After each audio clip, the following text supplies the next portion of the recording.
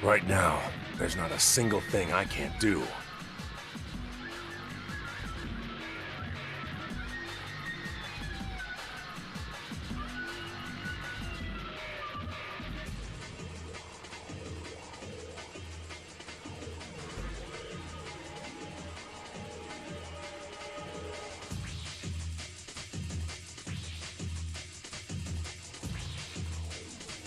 Yes, sir.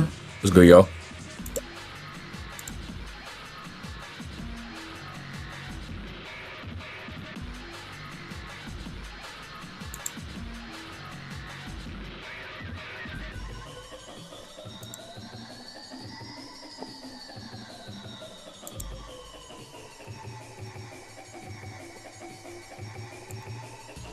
Dead.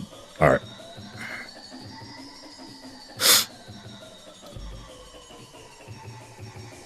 That's good. I don't know why I can hear my mouse.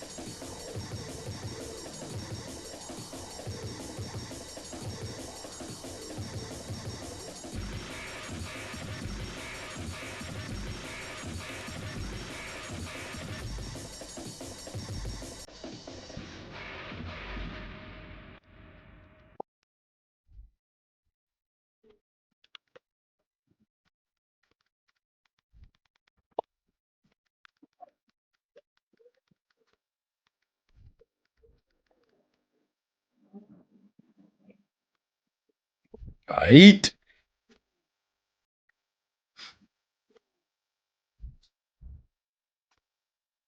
AI controls my eye and I could ask. How y'all doing? It's good, y'all. We got an interesting stream today. Out the norm. We're gonna do this for about an hour, and then we're gonna go ahead and play some Spark and Zero. Restart stream. So we're gonna go to my old channel, and we're gonna react to some videos. I'm gonna put y'all onto some game, bro. I can click it. Where's that?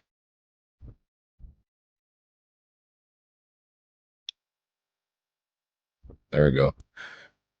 Like I said before, if y'all didn't know already, it's my old channel. Basically, originally it was like anime stuff, and let me see something real quick. Let me see. How do I stage? Somebody might have questions. Let's see.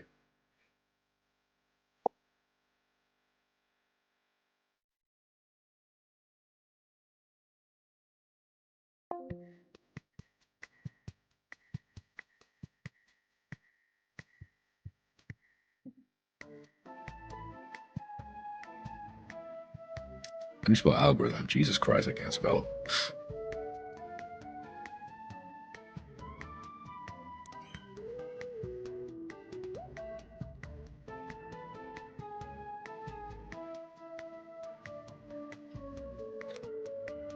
Yeah.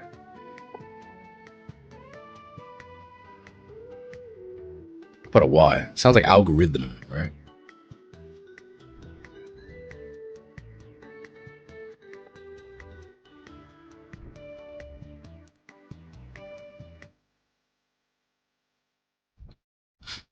Yeah, what's good, Herbie? All right. So now I have a stage on Discord too. So if y'all want to ask any questions in there, I can join up. All right. So this is my first channel, y'all. This is literally the first. This is where I started, bro. I stopped making content on this channel a year ago, and the reason why was to kind of learn about the YouTube algorithm with gaming. So I had a couple of good successes on it, and I was like, damn, like some of these are hit and misses. Like some videos did really, really well, and then some videos were kind of like lower 1, 2, 3K. So I was like, all right, cool. Like I want to keep doing good, but like how do I consistently do good? So I was like, all right, I don't want to fuck up my algorithm too much, and I don't want to keep trying different stuff, but I also want to do something else because I was getting bored. All right. So I was like, all right, what else can I do? Like what can Kaizen do? And then I was like, well, I'm good at games, so let me go back to, you know, doing gaming stuff. So my old channel has a couple of gaming stuff, but I wanted to make a channel just for gaming. So that's how I made, you know, Kaizen Kuma. That's how this channel came about.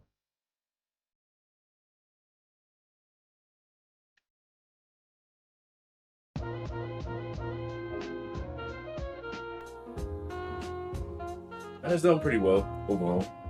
1 2 1 2, yes.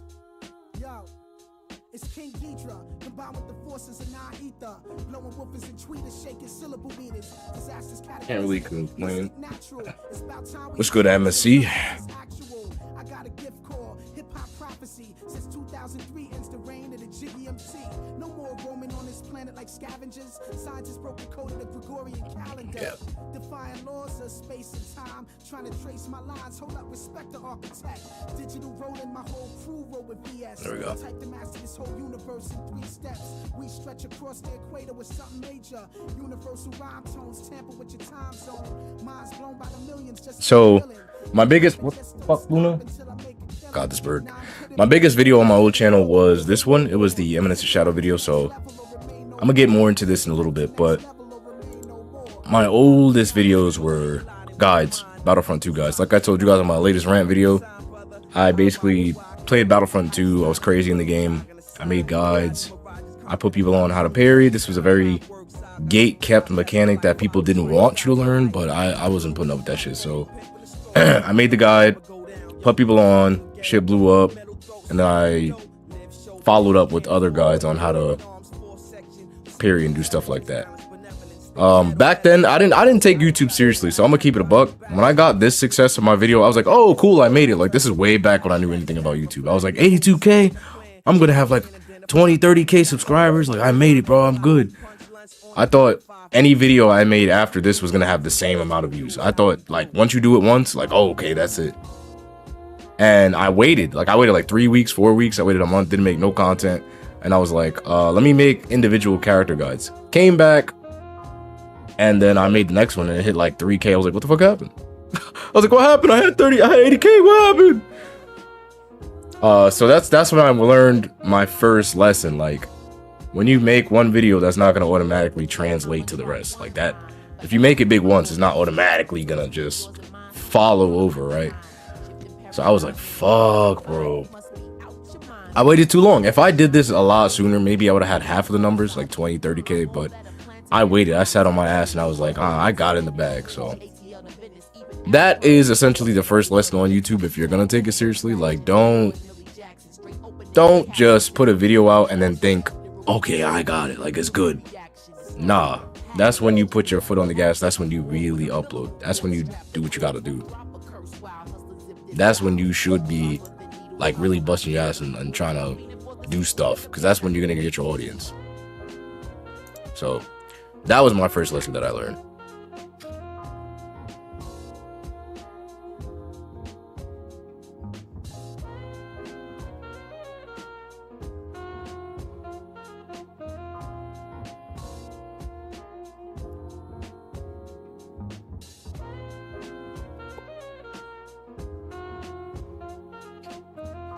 All right. That's crazy. You started from Battlefront 2. Yeah. Battlefront 2 was my first official success. So we're going to go ahead and watch the video after I finish telling you a little bit about this. But I'm going to just tell you the overall history and then we're going to start watching them. But Battlefront was the first, man. This was my first crazy game. I was crazy on Battlefront. I'm still a bit crazy on there. I'm not as good as I used to be, but like, I've reached a skill point where I can get on the game right now and I can still win games. Like, I could still be top of the leaderboard. That's how crazy it was back in the day. So I did Battlefront guides, did those. And then after that, there's a lot of private videos as well. I did other stuff too. If I can switch my account, I can actually show y'all, because I actually muted or hid some of my videos, which is actually more common than y'all think. Because a lot of people see people's success on YouTube and think, oh, they made like 20 videos and they have this many. A lot of people hide their failures. You know, they private or hide videos that didn't do well. People do that. And it also kind of helps the algorithm a bit. It helps people want to subscribe to you. It's like a mental thing. If they see you consecutively doing good, they're gonna think, oh, okay, I have a reason to subscribe. This nigga's been eating for a minute. Like, he's been getting this many numbers. Let me just be another one. I think it's my oldest videos. Yep. So my very first video on this channel was the Xenoverse 2 map glitch. That's why I'd be like, this game is the worst. I hated Xenoverse 2. That game had so many bugs. I basically flew under the map by accident while doing quest, and I couldn't get out.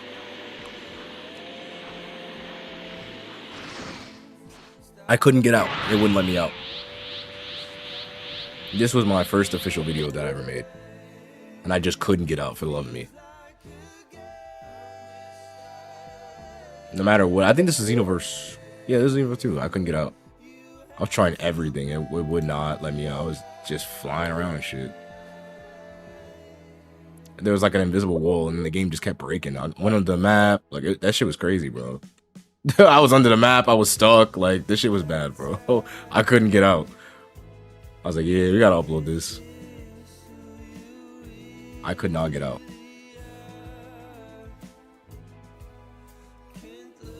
Trapped under the map.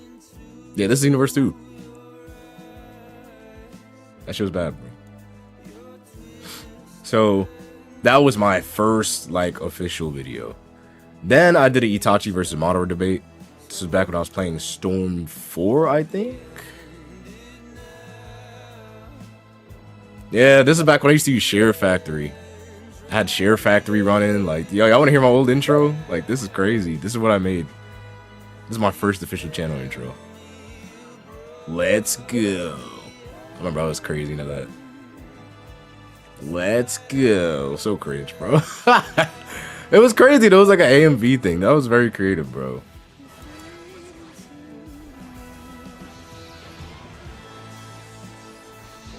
It was very creative. This was my first AMV intro. And I basically did like a whole opening into it, and then I debated like why Itachi would lose to Madara, basically. Let's look at Itachi. I'll just play the game. So he's like, I'm gonna kill you. Yeah. And then he just goes. Damn, that's my first PSN D4 PP2 Legacy. I've had history. But alright, I'm getting sidetracked. So that was my second video.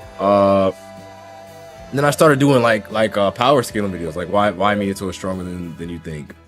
Then I made a video on why the first Hokage was broken in Storm 4 competitive scene. This is the first time I ever had a problem with the Storm community, which is why I say it is the most toxic community, because it is. I made a literal video with evidence on why he should be banned, and then they were like, nah.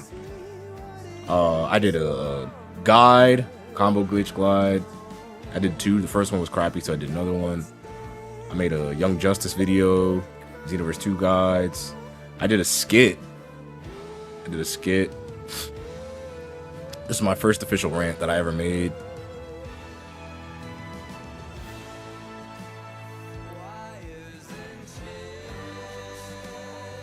There. Let's see what else we got. And then we did the Dragon Ball Z Kakarot patch glitch. So this was something that you could do. This was a glitch in Kakarot. Damn, this is a while ago. No way Kakarot came out 5 years ago. That's crazy. It feels like yesterday. So basically, there was this glitch that allowed you to transform and stay in free roam in the transform state. They patched it because they were that butthurt that people were doing it. Me personally, I don't feel like anything should be patched if it's not multiplayer. Like, it's a single player game. I don't know why they were butthurt enough to patch it. Like, I feel like that they were just really broke their necks to patch this shit. But basically, it allowed you to stay into the transform state if you did it at the last second you transformed. So you could free roam in a transform state. That shit was fire. And I found this shit by accident. So you could literally walk around in Super Saiyan. Sometimes the eyes were cursed, but you wouldn't notice because you're you're spectating from behind. So you're basically walking around in Super Saiyan. It was the best thing I ever found. That shit was crazy. And it was amazing. It worked for Super Saiyan 3, it worked for Super Saiyan 2. As you can see, I'm a Super Saiyan 2. The game didn't glitch his eyes this time, as you can see. And it was crazy. You could fly around as a Super Saiyan 2. You didn't have lightning, but obviously that is Super Saiyan 2, so it was fun. It was crazy. I think I did Super Saiyan 3 as well.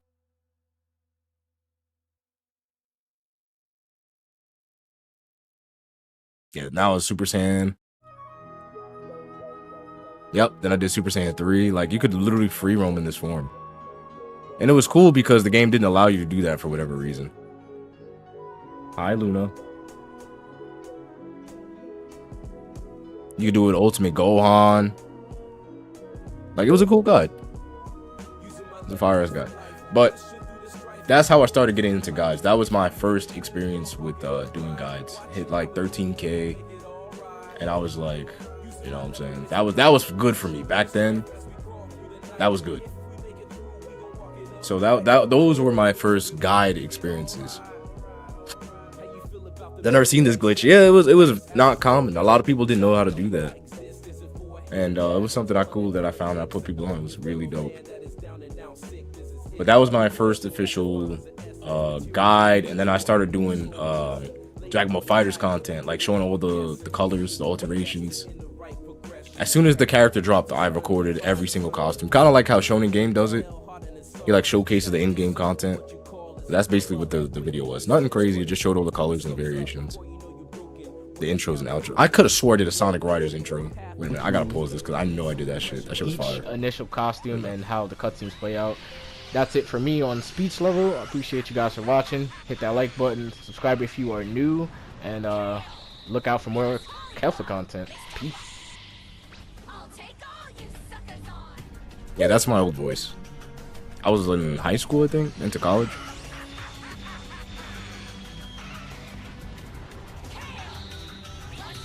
It was basically like every single intro, all the different color variations. Wasn't crazy. And I was editing on PS4 at the time, Share Factory. Like people ask all the time, like, what computer do you have? Like, how do you start off? Like, start small. If you don't have the money for a computer, if you don't have money for editing software, and your computer or laptop is dog shit, start off with Share Factory. Like, I didn't have no computer, I didn't have no laptop. All I had was a controller and a console. I was using Share Factory. And, you know, it was getting the views. It was getting the traction. 5K for a Share Factory video is crazy. That's all those color skins. I only want to see the outro. That shit was fire. The outro was sexy as hell.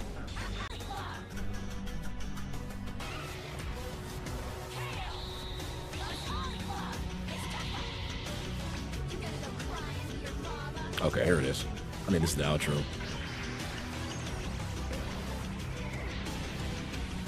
Yeah, they knew what they were doing in Fighters. They were tweaking. That shot is crazy. I'm not gonna lie to you. Gooning ass jabs, bro. They crazy for that.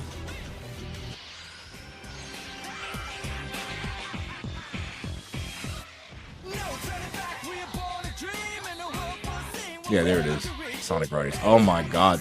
But that's what I'm saying. Like, creativity matters more than your software, bro. That shit matters more than everything else because that's fire. In my opinion, that's fire. That's fire. I didn't have like a crazy editing software. I didn't have Premiere Pro back then, but this is fire to me. Regardless of the mid 720 quality at the time. That shit was fire.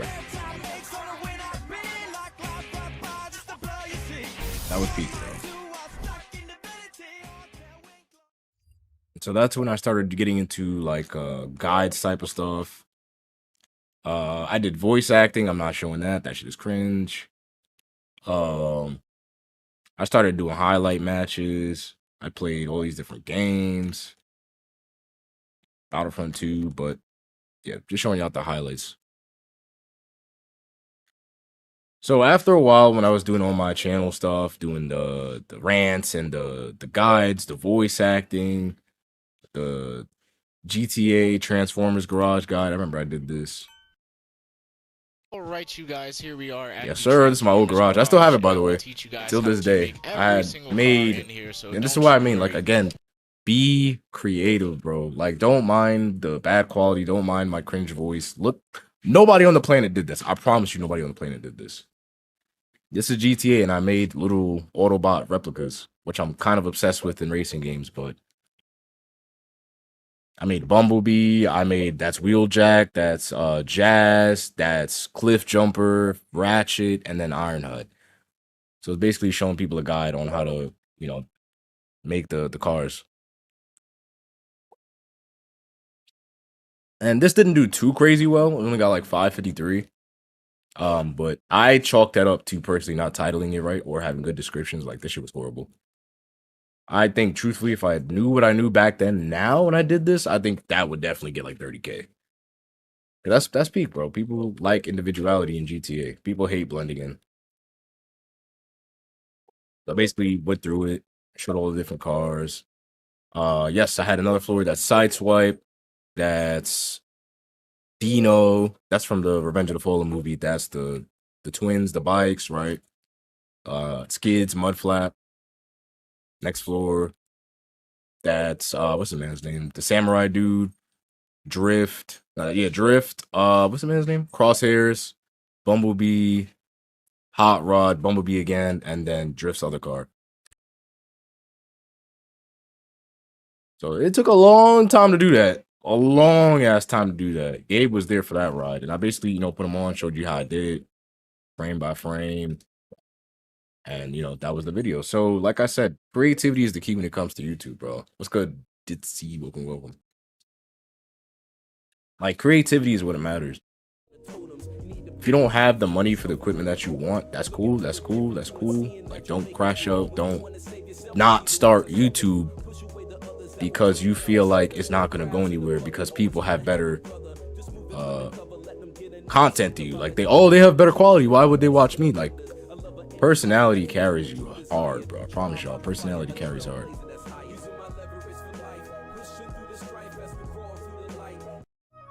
Promise y'all, personality is way better than quality. So I did all of that, right? I did a rant video. I did a Storm 4 compilation. I did an AMV. I did Xenoverse guides. I made my first channel intro. I paid somebody for that. My first outro, which is the one you guys see now. And then I took a break, right? So at May, I took a break. I came back July, and I didn't upload for about a month because I was going through like IRL stuff. It was good press. And I was trying to figure out like my purpose in life because I felt like I was just doing stuff from one place to the next. And my YouTube stuff wasn't really going the way I wanted to. I didn't have like a place. I was like, where am I going? So I took a little spiritual journey for a month. Whole month, didn't upload nothing. Was grinding. I was looking up guides on how to do better on YouTube, what not to do, thumbnail guides, like everything. I was studying, bro, like a maniac. So don't ever think that research isn't required on YouTube. Don't just like do stuff. Educating yourself is also part of it. So I learned how to make certain thumbnails. I learned how to make certain titles. I learned how to layer. I learned how to do all types of stuff on YouTube. How to title it better, formats. And then I took my personal journey on how to find my purpose. Cause like I said, I was going through crazy midlife crisis stuff. My life was not going good at that time.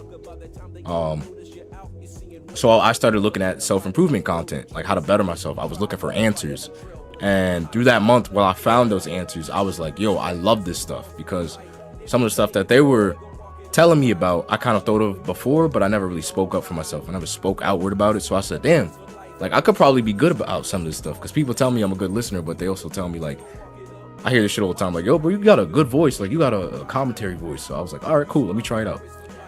So I came back after the month and then I started trying self-improvement content. So after I found myself, I basically started making self-improvement content. And this is my first crack at it, right? So you finished. This is after puberty crazy hit me, right? Super deep voice now. I was like, came back, made the video. I learned about editing. You could tell the difference in the quality from before and after. I learned how to edit videos better. I learned how to overlay better. I was talking about the goods of life, the bads of life. I was trying to educate people to help themselves get out of this, right? I should mute it. And I was basically talking about purpose. Jordan Peterson, whose videos I was watching, how to get better at life. It was a guide on how to help yourself, right? He was looking at a Bugatti. Fun fact, I didn't actually find Andrew Tate until like way after. I didn't find Andrew Tate for a while, right? So I was talking about Sage the Kid, Berserk. I was talking about the people who helped me in life. I was quoting anime, like I was throwing in different references. I really put a lot of effort into this video, right? And this was probably the first video that I put a lot of effort into. I went all out. Took everything I learned and I put a lot of effort into this video. And it actually helped you know, quite a bit of people with this video. And yeah, this is like my first breakout video. So after this video, all right, I came back and I started learning more. I was like, damn, I really like how this is. And I evolved my editing style further into this. I think this might be my favorite edited video. I might be lying. I think this is my favorite edited, I think it's the other one. Let me see. Yeah, I love, like, when I make a new self-improvement channel, I still don't know what I'm gonna call it. I think that's gonna be the how the flop. Yeah, I think so. I think that's gonna be it. I'm pretty sure that's gonna be it. So when I made that, right, I decided to edit in a different way. I love pixel art. I don't know what it is, but I love pixel art. Stuff like this from animes, backgrounds and stuff. I love pixel art.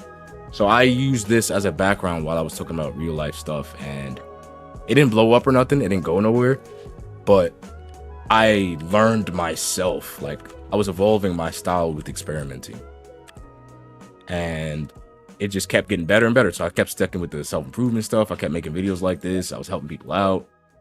And then let me see, that was this one.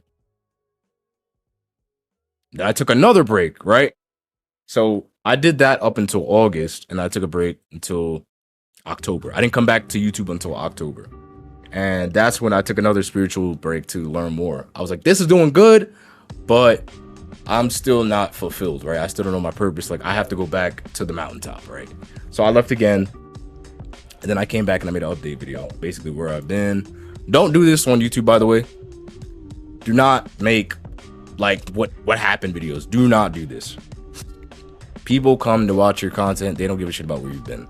If you go AFK for 5-6 months and come back, unless you're already big, like if you're not Afro-centric or you don't have a big enough following or community that actually cares about you, don't be making like what happened to me, why I've been gone videos. Don't do that, bro. Nobody really cares. Nobody's gonna watch it. You're gonna make it, waste your time, and then it's gonna get like 20 views. Nobody's gonna care. The algorithm's not gonna push it because you haven't been in the algorithm in the first place. So don't be going taking break. If you take a break, come back and make something good. Don't just, where have I been? Like giving real life stories and stuff. Nobody cares. So this was a mistake. I did this where I've been thing. I was playing some Tenkaichi in the background, talking about life or whatever. Like, don't do that, bro.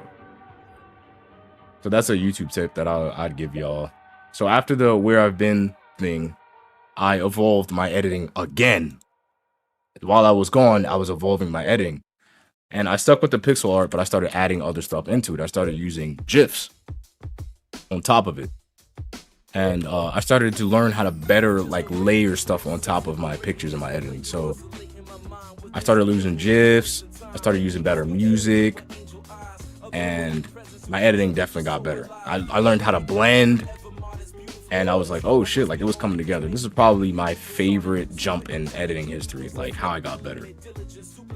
And like I said, if you don't have the computer you need, don't not do it. Y'all have Share Factory. It's on PS5. It's on PS4. And it's gonna take a while for you to get good, but like just start somewhere. Just start somewhere, bro. I'm starting my YouTube journey right now. I'm trying to be more consistent uploading videos. That's right, like Chip, that's all you gotta do, bro. Just start somewhere.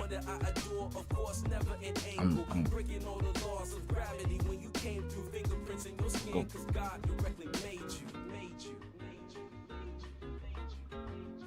Yes, I know.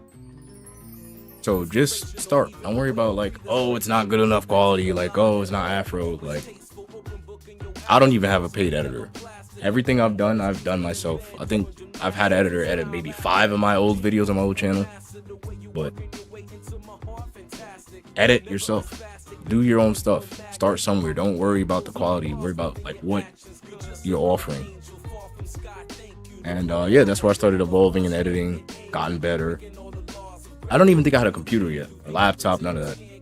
I didn't have Elgato, nothing. I was streaming through my PS4. Like, the shit was bootleg, bad quality, but I made the video because I went through a spiritual journey that I wanted to help other people get through. And like I said, this got results. This was 643 versus the 53 that I got. And that's why I'm telling y'all, quality is not like the end all be all. It's about what you're saying, what you're doing. And you know, I came back from a month, made a video, and it got 600 views because it was better quality, because I had better substance. Because a lot of people in life don't know how to do this. A lot of people are struggling mentally on how to do this. So it got traction. They watched it and it had good results. Right? So that's where you get the messages. Thanks, man. Just stuff. Appreciate it. It helped me. All that type of stuff. Right? And then after that, I made another one. Now this one didn't do so well because it's basically the same thing but in a different way. Right, so I was trying to milk it out because I got 600, and I figured, hey, if I just kind of do the same thing again, it'll get the same thing. But obviously, people aren't stupid, so don't be too consistent with the same thing. Like that was 2 days. I didn't wait. I didn't like quality, bro. Don't be lazy. Quality, bro. I gave a message. It was a good message, but it wasn't too far from what I was already talking about. I already talked about most of this. I just expanded on it, you know? So don't do that. Definitely don't do that. And then after that, I think this is my last self-improvement. No, my last self-improvement video is up there, right? So then I talked about the state of flow. This is when I got my GameStop job. I had 2 jobs at the time. And this got 429. This is when I started hanging out with Heavily and Controller in them. Fun fact, yes, I did used to hang out with Heavily Controller for a little bit. And he was basically telling me like, yo, use text in your videos. Like, your videos are cool, I like them. And like, use text in your videos. It sells better, it does better. So I was like, all right, like maybe that's why my last video didn't do too well. I don't be using text, like I'm not doing enough. So he was like, also, like, you like anime, right? I was like, yeah. He's like, well, like you have really good, like, you definitely can edit, so why don't you start using some anime art styles you like and like put them in the background? Because people love anime. Like people just pretend like this was before anime was mainstream. Like people pretend like anime is like, oh, it's a dork like thing, but if you do it, like people are gonna watch it because anime is becoming mainstream. So put it in the background. So, all right.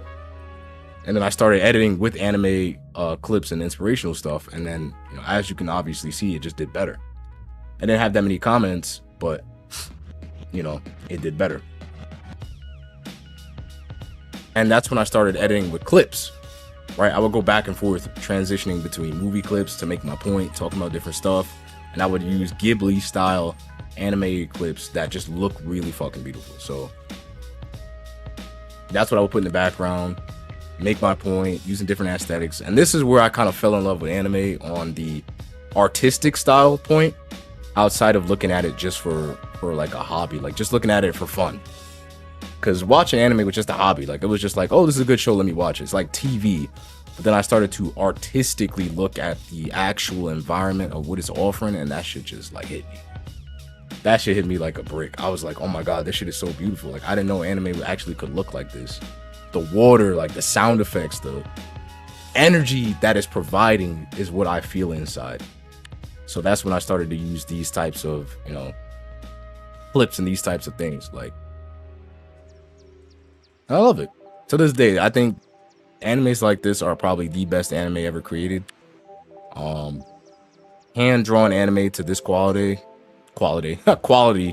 are probably the best things ever. Cowboy Bebop, I can watch over and over again. It's crazy she was just talking about this, but yeah, I love this fish too. But as you can see, I have results, right? He said hanging out with cult leaders. Nah, chill. This was before he became like wild. Like I've said this before, Heavenly used to be a very solid dude. I still think in his heart and his soul he's a good person, but I think he's a bit delusional now. A bit is a far-fetched, but I think he's very delusional now. I think he let the fame get to his head. I think he's maybe read a bit too many manga, like talking about he's the main character and shit. Like, I think saying you're the main character for the sake of inspiring yourself is good, but like applying that day to day, telling people they're beneath you and all that, nah, that's too much, bro. But Heavenly used to be a good dude. Like I said, I still think in his heart he's a good dude. And I think he's a deep individual who's still trying to find himself. That was before the cult nonsense and like being a head ass. Like he genuinely would talk about real stuff. He was chill, bro. He used to be my old favorite content creator because he was relatable. He's a really good dude. But I think this was one of my last self-improvement videos. I started doing skits because I started learning how to do green screens. I started learning how to do head ass skits. Sonic Frontiers came out. I did a guide on that, and that shit hit 60K, blew up. It was basically how to mod. Till this day, I still get comments on this shit. I don't answer it, obviously, but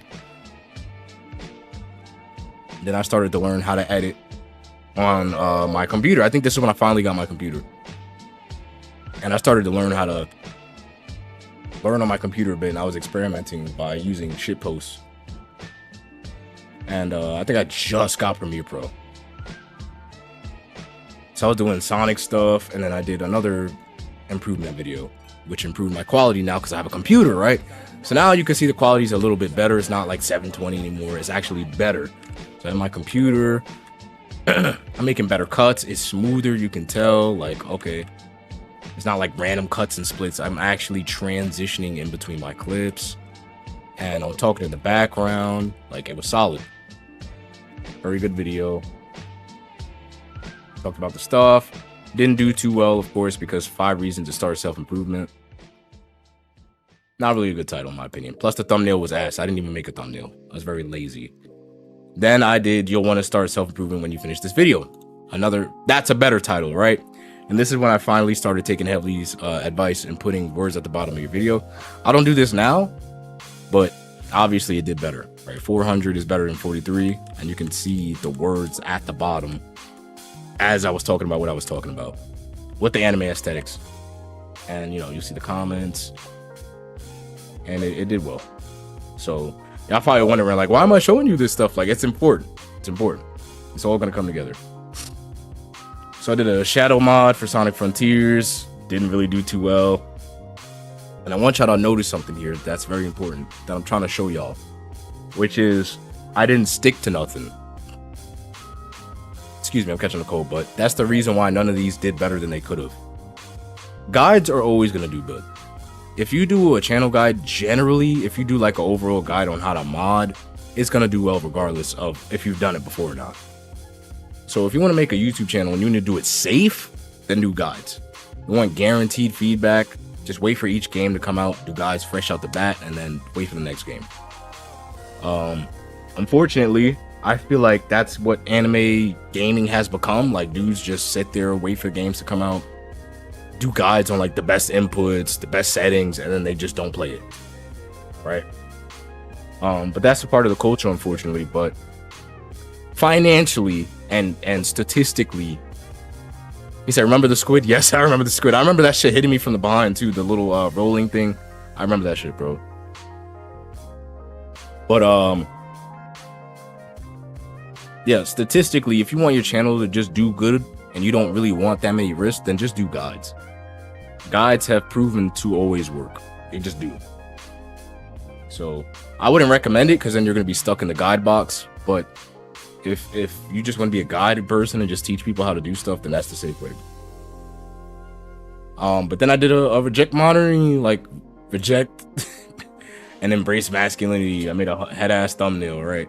I was trying to get people and guys to stop gooning over women because I saw a trend of women just uprising and OnlyFans, and this is when OnlyFans just started getting crazy up. And I was like, bro, what are y'all doing, bro? Like, I don't see niggas in the gym. I don't see people valuing themselves. I see y'all drooling over women, paying them for pictures. Like, y'all paying for pictures, bro? Are you serious? Y'all paying for pictures, not even the experience. Y'all paying for pictures, a photo, a taste? Yeah, bro, y'all yeah, we gotta stop this. So I made the video, and again, this is when I was obsessed with car games and making Autobots within those car games. I just love replicating car games and Fast and Furious cars and stuff. And in this video, I basically was trying to get people to join me in my journey. I was trying to look for like-minded individuals, and I kind of was like, I was being a head ass. I was like calling all the bots. Like I was being a head ass. And I was experimenting in the video. You could tell I was blending colors. I was doing different backgrounds. And this was the first video where I ever outright claimed that I was not going to work for somebody for the rest of my life. This was the video where I ideologized. My ideology changed, where I was like, I don't need to be working a 9 to 5, and I'm going to make YouTube work. This was the first time I ever made that claim. And I was like, yo, if you guys have a similar vision and you want to like go out there and do stuff for yourself, like this is the Discord, join up. And it got like 170 views. I think 4 people joined. It talked for a while and then it kind of just dropped, fell off. I don't know. And then it just kind of fell off. So it never really went anywhere. But that was my first change in like personality. So then I made a New Year's video. It didn't go any well. Where's the next page? And like I said, this is all gonna tie in together. Y'all like, why are we going video by video? It's gonna tie in a second. So then I was like, you know what? I'm gonna stop my self-improvement stuff because it's not really going anywhere, and I'm gonna start tying back into gaming and shit posts. So I stopped doing self-improvement stuff after that because I felt like nobody was serious about it. And I said, okay, what else can I do with my channel? So now I started doing mod videos and I started doing shit posts. So this was my last motivational video. It was basically like why you should work out. And then after that, you just see me doing green screens. This is when I advanced my editing. So I was like, all right, what else can I do? I need to get better at something because something's not working. So this was my first green screen I ever made. I think it got like 2K. 17. Sheesh. It grew over time. When I looked at it, it was at 2K. So 17K. People are like, hey, nice. You know, this is your first time. As you can see, it's my first custom green screen. And this was the week that I dedicated myself to trying the best I have ever in my life. So, and one of the self-improvement videos, it basically challenged me to, for 1 week, 7 days, wake up and do everything you think you would do in the best version of yourself. So I woke up every single day at 2 p.m., got out of my bed, did 20 push-ups, 20 sit-ups, and 20 squats. Took a shower, I did 20 more. I ate my lunch, and I got right on the computer. I watched the 30-minute show, nothing longer, nothing shorter. Sat down on my computer for at least 6-7 hours. Mom came home, made dinner, ate, took a nap for an hour, got off the couch at 10 p.m., sat down and worked all night till about 6 a.m. And I did that for an entire week straight. In between my editing, I would do 20 sets until I hit 100. So once I hit 100 squats, push-ups, and sit-ups, then my sets were done for the day and I could complete my work. So if I forgot, I did not go to bed until that set was done. Until I hit 100 on everything, I did not go to bed. So some days I would get up, I'd be like, all right, time for bed. And then I would be like, fuck, I got like 40 more shit. And I would have to, you know, knock those out in the next 20, 30 minutes. You know, I remember Saturday I did it straight, but that was like a crazy week. I was knocking out videos left and right. And this was one of them, the green screen. So after that, I showed a guide on how to green screen. This is basically a how to green screen guide. If you guys want to learn how to do green screen stuff and you actually are serious about YouTube, this video is, I think, still public. I'm not sure. No, it's private. But if you want me to send it to you, I can. And I learned how to do it and I immediately was like, I want to teach people how to do it. So I made a guide on how to do it. So if you guys didn't remember, this meme was very popular and I basically put my YouTube intro in the background and it is basically, you know, a green screen, how to do it. So I basically show you how to do it. I added text, I added my intro. You can see my editing getting better. Transitions are getting better. And I basically show you exactly how to do it, right? Step-by-step guide, show you Premiere Pro, the whole 9. Cool stuff. Did it go anywhere? No, not really, because the title's dog shit. And I never did guides like that. Like, the reason why I'm going video to video is to show you what not to do. You guys can see the reason why these videos didn't do well is not just the title, not just because of the thumbnail, but because I kept jumping from thing to thing. I didn't have a focus. One day I'm doing self-improvement. The next day I'm doing guides. Another day I'm doing mods. The next day I'm doing this. The next day I'm doing shit posts. Like, You got to stay on one thing. The YouTube algorithm is a program. It's learning from you, so it can't boost you if you're doing 8 different things. Like they don't know where to put you. So was it a good video? Absolutely. I edited well. I think like if I was a guide channel, this would have did amazing, but they don't know where to put this because I just did this. Right? So I hit 1K on a DLC mod video. It did well. And in YouTube's mind and in common sense, okay, so you did good doing mods. Now we're going to put you in a Sonic algorithm. 2 days later, you do a how-to guide with YouTube Premiere Pro. Like, they're not going to put you there. It's not going to work. So this is where I was learning how to green screen. I was learning how to do shitposts, transitions, like I said. My editing got way better. You can see, you could tell. I was advancing how to spin around. And y'all probably wondering, Kaizen, why don't you edit your videos when we watch them? I'm going to get to that later. But yes, I still do have all of this stuff. I still remember how to do all this stuff like it was yesterday. I never forgot. I'll tell y'all later. Y'all probably... I would be wondering too right about now. Like, for every Sparking video rant you made, for every, you know, guide you made, you don't really edit it. Why not? And it's actually a very good reason. So yeah, I learned how to edit, learn how to transition, the mods. Like, you can tell that shit was peak. That's a crazy peak. Like, that's a beautiful transition, and that takes work to do. Right? The coloring, the quality, that's quality editing. That's what YouTube used to be. That is peak. That's a good quality. And this took me hours to do. I used to stay up every day for about 6-7 hours to do all this. This is about 6-7 hours to do all this stuff. To edit this entire video, I would do it straight. So for me, it depends on what type of person you are, but for me, when I start something, I don't stop until it's done. Unless I'm completely burned out and I feel like I can't make progress, I don't stop until it's done. So if I make a video and it's like 8 minutes, I'm gonna sit there for that good 10 hours, bro. I'm gonna edit that shit out. You know, if I go to bed and I get 4 hours of sleep for work, then fuck it. You know, I'm not gonna stop until it's done though.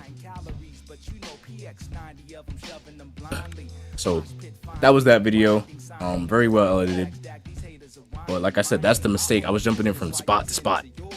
I didn't have nowhere to stay. So if you're a YouTuber and you want to do well, don't do that. Don't go from guides to this, to that, to this, to that. You're not going to go well. You're not going to go nowhere. You're not going to do well at all. So, it's fun to create content, but it sucks when you don't get any feedback. I mean, the feedback is there. Like, you got to pay attention to the YouTube, what is it called? The YouTube analytics. They tell you and they show you everything you need to see. It's all there.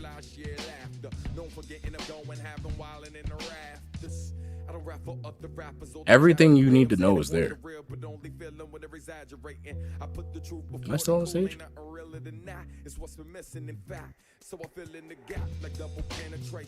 Bro.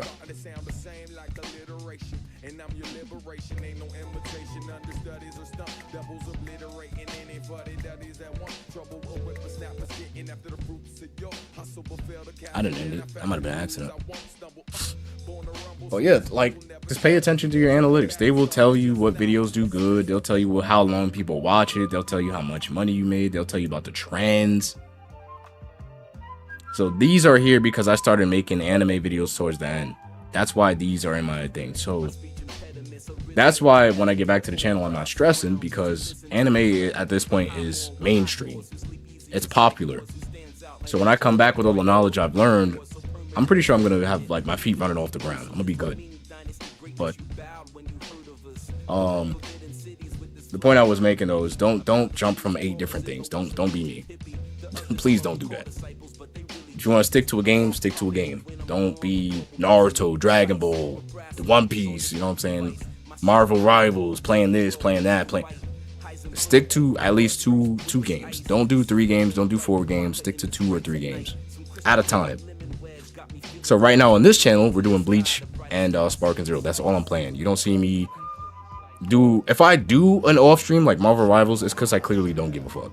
So at that point, if I'm doing it because I'm bored. I want to talk to y'all. Like, it's not for algorithm or financial purposes. If I do it, I purposely know, like, okay, this video's not going nowhere.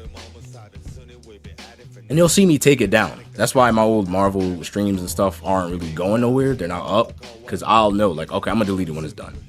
Because it's not going to go well in the algorithm. You'll see me sit there playing Spotify, chilling out, playing my, like, I don't care. So, don't do that. Then I started doing shit posts again. Then I did Sonic mods again. And then I started getting into skits.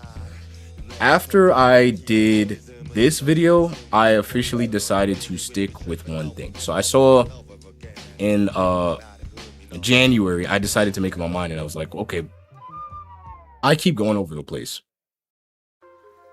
How are you going to grow? Like, how do you grow your audience? And I was looking at all the mistakes I made, and I was going through all my videos. I watched all my videos. I looked at all the editing. I looked at all my shit, and I was like, yo. The first mistake that's common, you know, that I just told y'all about is I keep going all over the place. So I decided, all right, what do I like? What does Kaizen want to do that I know long term I can do and it's not going to burn me out? In 5 years, I can sit in this chair and make it. It'll still be relevant. It's long term. It's not fast food. It's not like, oh, people are going to watch this one time and never come back. What can I make that I like and enjoy that long term people can watch? No. So like, well, I love anime. Like, if I'm not editing, if I'm not playing games, I'm watching anime. I'm enjoying some sort of anime. So I was like, all right, cool. Then, all right, so I'll focus on making anime content and I'll make satire anime stuff. That's what I'm going to stick to. Right? So that's where you see me start with this is where all the anime stuff came out. And when you are passionate about something, you will go above and beyond. Trust me. Trust me. And that's where I learned how to edit. Like when I started locking in with anime content, and I really started watching people and studying other people, that's when I started seeing their stuff, and I was like, yo, I want to talk about this anime. Like, this is cool. Like, I want to do it. I sat there for hours and studied how to edit. I studied their editing styles. I studied thumbnails. I studied my ass off. And I developed my editing again. And I'll show you guys that in a minute. Let me read y'all stuff. Yo, I like this a lot. Shows that you care and want people to eat with you. Good shit, man. Appreciate you, Hoshi. Of course, I'm not a gatekeeper, bro. Like, YouTube is a big enough place for everybody. Like, I'm not a huge creator, but there's literally trillions, millions of people on this planet. Me showing y'all this, whether I'm at 100K, whether I'm at 1 million, isn't gonna stop my pockets. Like, that's not gonna stop my audience. And I kind of despise people who just gatekeepers. Like, find it out, bro. You know what I'm saying? It's like, oh, you gotta figure it out, bro. Like, the answers are there. I'll just show them. Like, this is dork shit. You should delete streams with music in background. That till this day is still announced to me. I don't know. Because the biggest Sparking Zero stream I had was because of the background music, and I didn't make any money. So it depends on you as the creator. If you're streaming, and this is my advice to you, stream for audience, not for revenue. Stream for audience, not for revenue. Your videos are your revenue. That's something I learned now. You want to make videos, don't put copyrighted bullshit in your videos. I used to do that. I used to put videos with copyrighted music and not care. YouTube is not gonna like copyrighted videos, but streams, that's different. For some reason, copyrighted streams still do well. I feel like at a certain point, when you do copyrighted videos, they kind of give you like a small penalty. Like, they don't outright tell you that, but YouTube likes to follow the rules. That's the best way I can come. Hi, Luna. Jesus, you want to fly at me? Ugh. Damn helicopter. But follow the YouTube, like, the protocol. Don't upload music in the background and it's copyrighted, it's not gonna really sell. It's only gonna sell if it's mainstream, but you're still not gonna make money, and I wouldn't recommend doing it. Live streams are different though. You want a live stream, you want people to click your live stream and be like, oh, this nigga's cool. All right, bet, let me subscribe. That's the goal. The goal isn't to farm people for, you know, ad revenues every 10 seconds and ads and streams. Nah, bro. The goal is to get people to click the live stream and say, I'm gonna stay. I'm gonna stay and watch this guy for an hour. I'm gonna stay and watch this guy for 10 minutes. I'm gonna stay and subscribe and watch his next video. That's the goal. So personally, I don't think live stream music is a problem. I don't think so. Videos, I wouldn't do that though.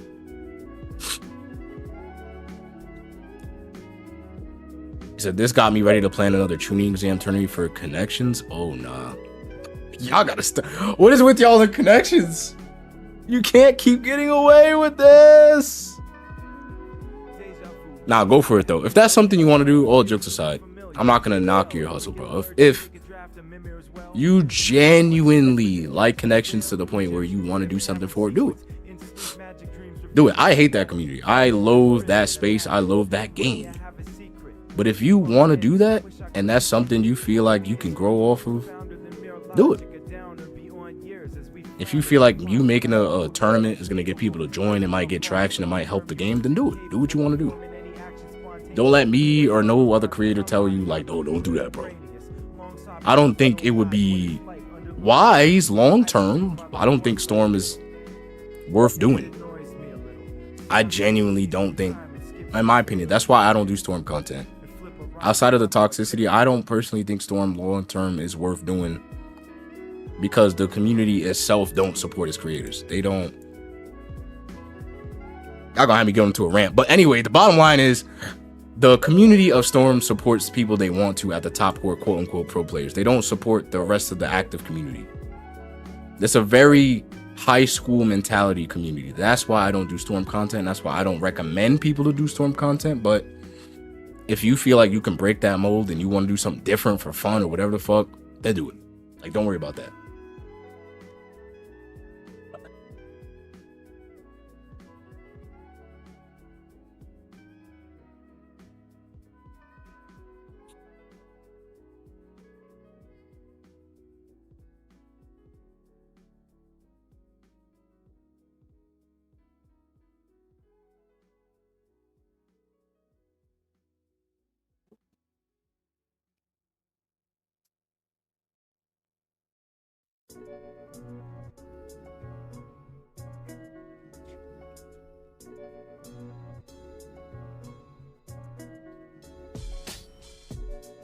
With y'all.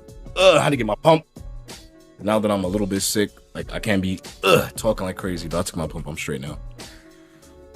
Woo. All right. Greetings from old man Kaiser Omega. Welcome. I think I said welcome already, but if I didn't, welcome, my man. Come get this sauce, man. When my 6-world vid got copyrighted, I was slightly shadow banned. You could tell, yeah. Like, don't be doing that shit.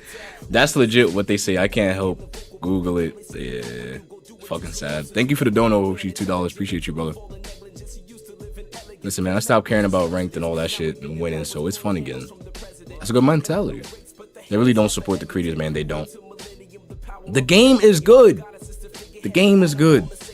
But I feel like, again, the mentality of the player base and the people who run the player base, and I say that in parentheses, the people who control what the majority of the player base can think or feel, don't allow that environment to grow because of how they run it.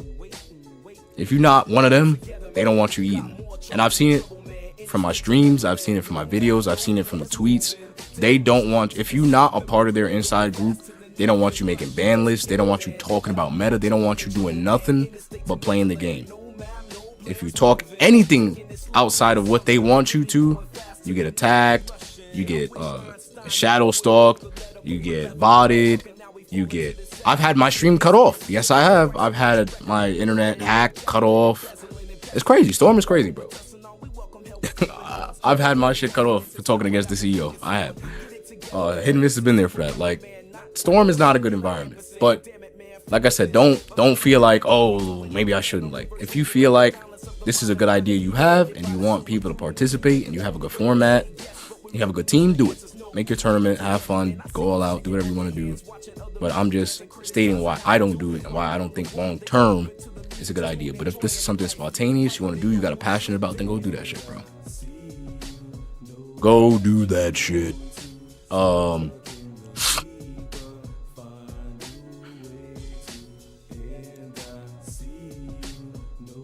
What was up? What was I saying last time? But yes, this is when I started my anime stuff, and like I said, I grew a lot. This is where my channel started to actually get some good traction. This is when my viewers started regularly getting like 1-2Ks, right? I started doing Eminence of Shadows videos. I love Eminence of Shadow. I think that's probably one of the best isekai anime I've ever watched. It's hilarious, it's fun, it's good. And this is, I'll mute the music so you can actually see and watch it for yourselves what it looks like. And this is actually gonna be another channel that I'm gonna make where you guys have seen this on YouTube, where you have the names in the background. It's like slideshows. They're very common right now. The main one I watch is with this dude who does the Death Note skits with Light Yagami. Let me see if I can find it. Death Note parody. Let's see. Yeah, these are the things that, like, they do pictures and they're just doing voices in the background. It's like voiceovers and they're memeing. It's so fucking stupid, but it's funny as hell and they do very well. Your channel can blow up from this. It can and it will blow up from this. So like I said, I'm a multi-talented individual. So with the fact that I feel like I did this video pretty well, minus the cringe voiceovers, I think that guys, I'm gonna make like a Kaizen skits or like some shit like that, like a Kuma skit or some shit. I'll call it something funny. Dramatic. Okay, guys. I might call it Kaizen Eisen. Me and my brother were talking about it, but I'll let y'all listen to it and y'all tell me what y'all think. We need a name. Something dramatic. Awesome. The deadline is coming up and we need something now. So any ideas? No, I don't think we have anything. No, I don't think. I think I got it. Yes. Okay, so he's like trying to force this marriage, right? So he's perverted, right? Okay, where are you going with this? Okay, and with that being said, he's totally an asshole, right? Like he's trying to take over the kingdom. He's super evil, right? Yes, that's what the script said. But what about it? So if he's perverted and he's an asshole, Sir, can you get to the point? how about pervy ass hat? That is both the stupidest and most controversial name I have ever heard in my life. I fucking love it. You're hired. All right, something very simple, but it was fun. It was fun to do. Absolutely retarded. It wasn't crazy, but it got some traction. 2.2K. And it was inspired by Solid JJ. That's the first person I saw do that stuff, and it got some traction. Like, it was pretty good. So now that I've evolved my editing style, I want to do more of these, but obviously with other stuff. So I think I'm leaning towards the Bleach universe to start off with, because me and my brother, when we're at work, we literally do these types of parodies, but in like the character voices. So the other day I was doing Ichigo's voice and he was doing Shunsui, and we were memeing for hours, just going back and forth. Like, you would have swore it was a video. I wish to God I could just record my memory and just like make it a video itself, because if I could, those 3 hours would be a video, and I promise you it would blow up. That shit was hilarious. The stuff we were making up, the stuff we were doing was fucking stupid, bro. It was very stupid. And I think I have the voice talent to voice act many different roles from Bleach. I think I'm a pretty good Ichigo. I think I'm an okay Byakuya. Aizen is like mid. I'm working on that, but I think I have the talent to, at least, if it's not a replica, to at least make that presence, to make it more enjoyable and funny. It's like, this nigga would really say that. That's crazy. So the point of the being would be to stay in character, but to make it funny. Like, that's the point. But anyway, that's when I started evolving my editing style. And after the 19th, I made my first official video that blew up, which was the anime that blew me away, the Eminence of Shadow.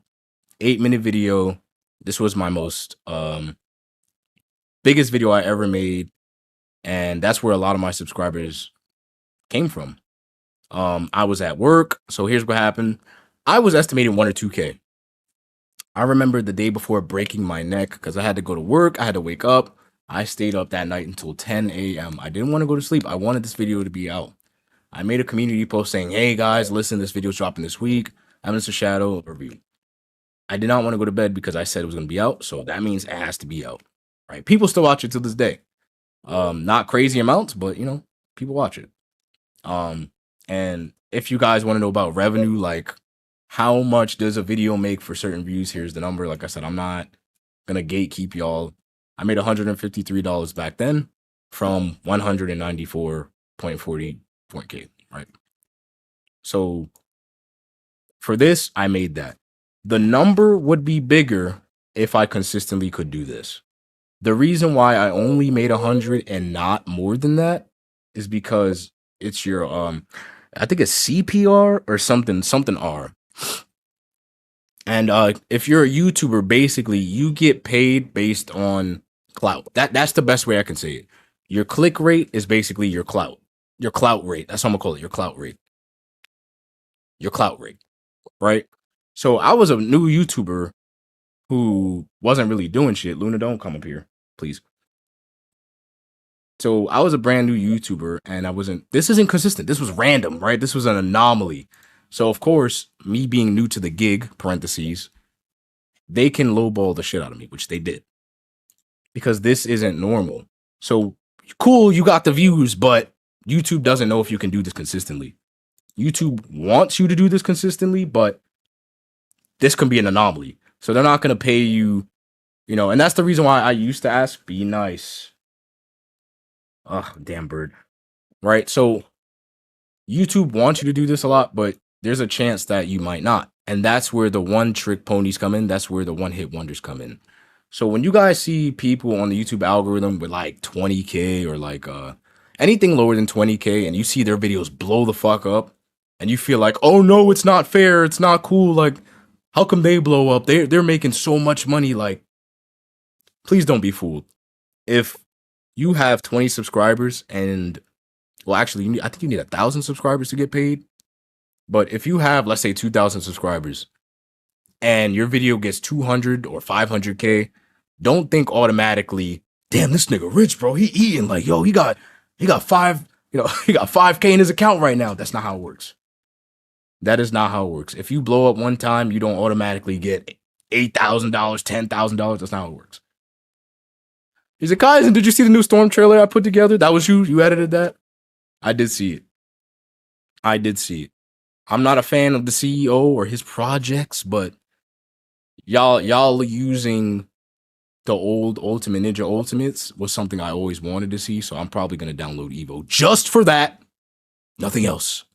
Just to use Lord Sasuke and his old ultimate. That's it.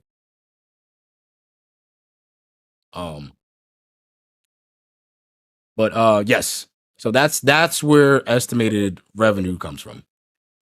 That's where estimated revenue comes from. So, like I said, your time is gonna come. Don't feel like automatically, like if you see somebody blow up when they're at 1K, 2K, and they get like, 300,000 that, damn, this nigga got 10K in his account sitting there right now. Like, damn, that should be me. Like, I gotta make it right now. That's not how it works, bro.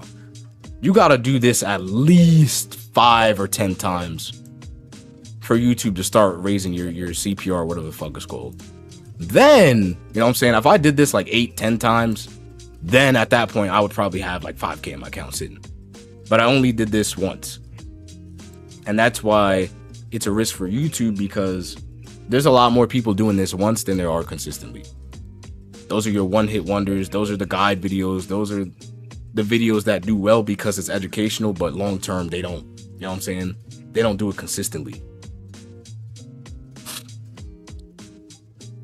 So that's something I wanted to put y'all on about. But anyway, this was my big video, my first big video. It got, let me go to analytics again. Where'd it go? Editor. Where's Linda? Yeah. Reach. There you go. Like a 2.4 impressions. That's how many people see the video. 5.5%. I think that's good. No idea. But 1.91K, that means I reached obviously 193.4K more people than I would have. So that means I got 193.4 new people to the channel, which is crazy. That's huge. That's amazing for a brand new channel who just got into the niche. That's an anomaly. That's beautiful. That's fucking wild. That's good. For somebody who just started making anime videos, that's crazy. So I'll let y'all see the video. The last I'll skip through the best parts. I'm not gonna make y'all watch all 8 minutes. I'm just trying to show y'all the evolution of my editing and my tonality, how I changed, like what it looked like. Most viewers will not be from your sub base. Absolutely. Most people are going to be brand new to your channel. Fun fact. So YouTube has something called returning viewers and brand new viewers. 90% of your revenue slash like subscribers or slash viewers are going to be coming brand new, like off the homepage, off of suggestions. Like the last episode wraps this premise up as Sid fights Beatrix and Amelia after the tournament in which he pretended to be Mundane Man, a character in which Sid didn't want. So y'all could tell at this point in time, I learned how to do different editing. You can see the zoom ins. That was new. I just learned how to do that. I learned how to do the little spin thing. Y'all saw that from the skit video I did. Mundane Man, a character. I put background music that wasn't copyrighted at the time. As Shadow just yet, and he knew he couldn't do so as Sid. And this is the plus sides for this anime. They don't take themselves too seriously. The main villain's name towards the end of the season. Consistent transitions are important. Who the fuck like you see the screen is consistently moving. You see the text. I learned that from Heavenly Controller. Like I said, putting text on the screen, transitions, blurs. You can see the difference in the editing from there and now.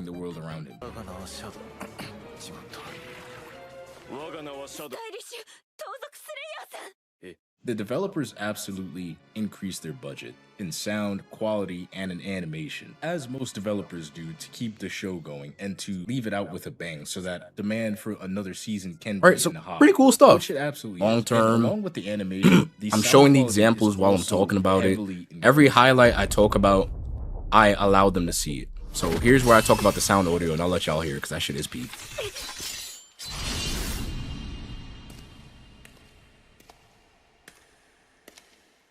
I don't know who was taking notes in the boardroom, but it just does something to me when Sid says these words. Right. You get that. So that's something else that I feel like for for my video at least I did that was different.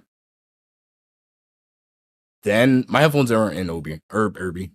My headphones aren't in right now. But what I feel like was different than what I did than the rest of people that most people don't do is that I wasn't just yapping over the anime. I think a lot of people in this niche take the shortcut, which isn't bad. It's also probably the safest route, but I think the shortcut is just having the anime in the background, cutting it up randomly, and just talking over it. What kind of separated what I was doing from the usual anime review is that I would show the clip just long enough for me not to get copyrighted. So if y'all are interested in anime stuff, I believe it's 14 seconds. 14 or 15 seconds is the safe route. Anything more than that, and you get copyrighted. You get struck.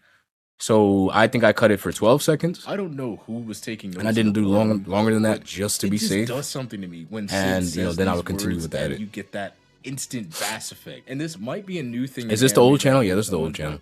I gotta say, character pulling something off and then speaking in high bass, it just goes burr. I don't know why, but it yeah, every once in a while I would let the anime show it itself because I genuinely want.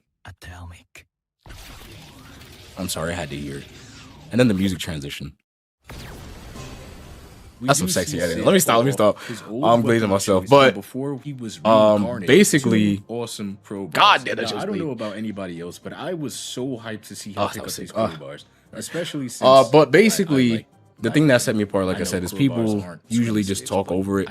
You can see the comparison, but right? you know, having overlays, talking over it, showing the scenes in question. you know, basically make it taking a look risk easy, and sort of that's thing, exactly and what he does. consistently Sitting or moving the shadow, screen. I should say, is The scene is never absolutely sitting not still. taking I'm this fight zooming in, seriously moving whatsoever. around, like. And if I didn't know any better, And I would I say he's putting in genuinely at wanted least people to watch this 10% show. of effort, Like, if the point that. wasn't just to But talk I was about the surprised show in to see him general take because it's on popular. I wanted Beatrix people to so actually see easily. the show the way Like, I I saw knew it. the So man's was broken. I I knew he showed was gonna them the win scenes as in the main question so they could be character, like, yo, that but shit was sick. Let me go I watch it. didn't Like, think you know, he would take her the on goal this was to be easily. like, I this shit figured is he would peak. at least have This to is use the Eminence of magic Shadow. or This is at why some you should go point would watch at it. This least is what break it's a about. sweat. And no, And, throughout the entire you fight, know, I would he's hope in that complete control I of the achieved that situation. throughout the majority of it. But Atomic or this video did pretty well. Shadow. Like I said, the rest of it is pretty much the same, just transitions, me talking and stuff.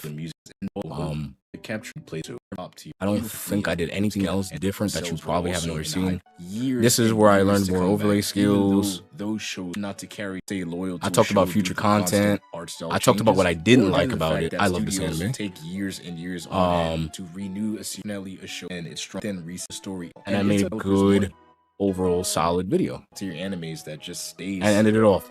Fun fact. Even Nuxtaku reacted to this. I don't think I reacted to his reaction, but Nuxtaku did react to this video. I think that's another part of where some of this got its traction from. When I made this video initially, it had, I think it was 100K. When Nuxtaku reacted to it, I think I got an extra 90K from it. But Nuxtaku is very big in the like anime community or wherever. Like, this is him. He reacted to the video. And he basically did this thing where he, let's see if I can find it. I don't think it's this one. Which one is it? He did 3 different reactions. He basically does this thing where he reacts to smaller creators making videos on the anime. And he wanted to what? No, it's not. I gotta find it now. I swear he did. Let's see why it must OP. It's not any news.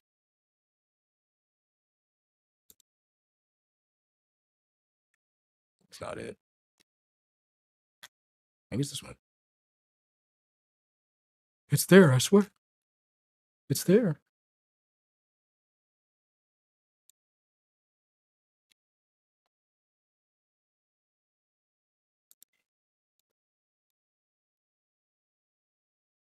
Damn, this nigga got like 20. The most disrespectful finale. It's there, I swear. Guys, I'm not lying to you, I swear.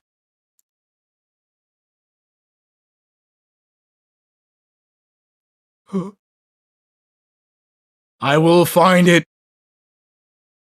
Actually, I know exactly where to find it.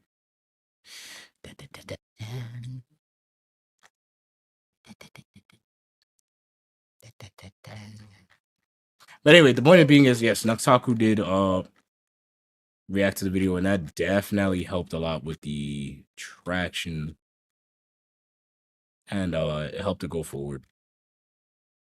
I think somebody in the comment section was like, yo, Nuxtaku reacted to your video. I think they dropped the link. I could be confused.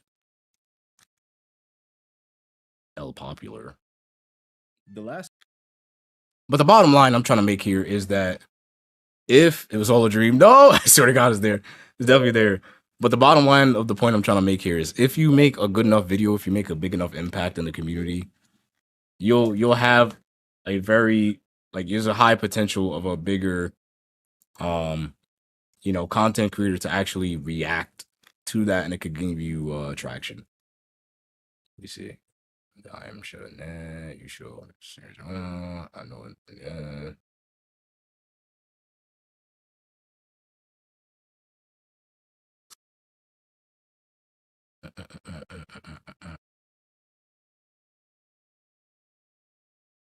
Really big announcements.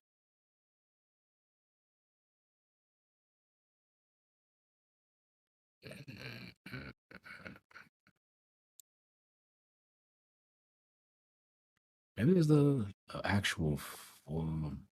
I don't think so.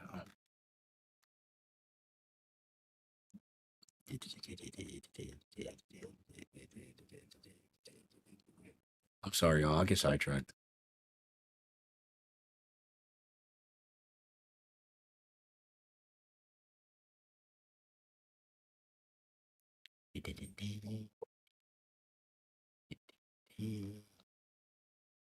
It might be my full review. It might have been the full review.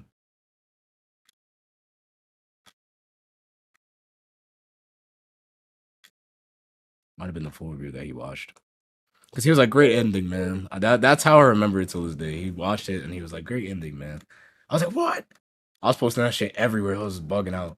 I was so happy. I was like, what? Nuxtaku's watching it.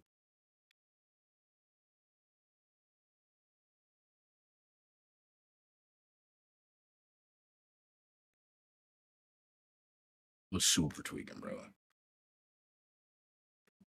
God damn, bro. These fucking comments, bro. I'm not gonna be playing this shit. Fuck, bro.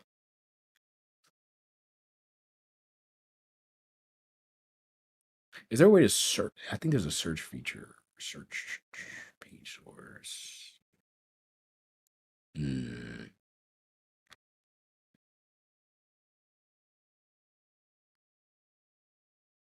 see that one.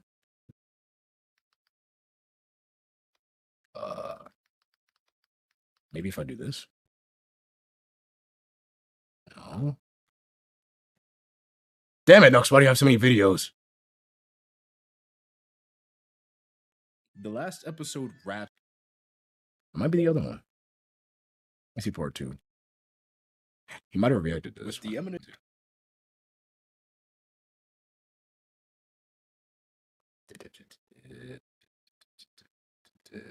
One of the best scenes I ever.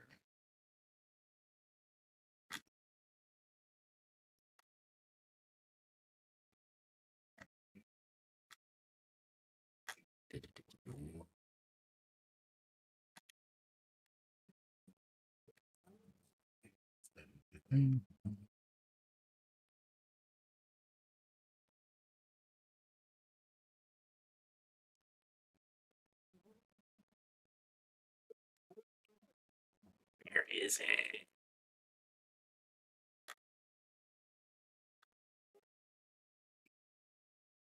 This is driving me up the wall.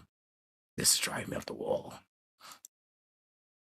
This isn't important. Not that important, but this is driving because I'm pretty sure. Did I make a post about it?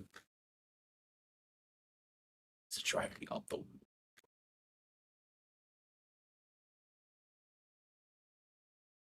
Be crazy if I didn't make a post about it.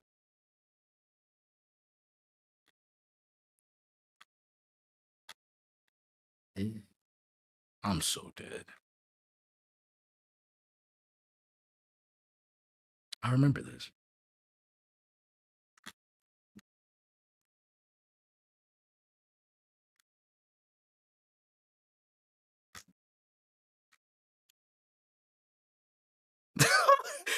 Dead. I remember this too. They kept copyright claiming me.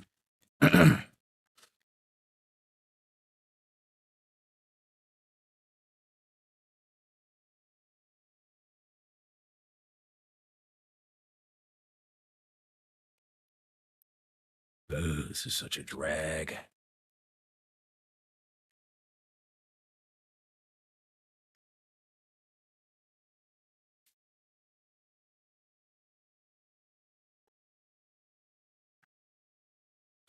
Scroll through. He's a liar. I swear. Now I feel like I have to find it because I feel like it looks like I'm good. There we go. There we go. It wasn't his Nuxtaku account. It was Nuxanor. There we go. Look, I'm not lying. Look. That's why I couldn't find it. It was his Nuxanor channel. The same dude. I knew I wasn't lying, bro. I was like, where the fuck is this shit? Nuxanor Eminence Shadow. Now I could probably find it.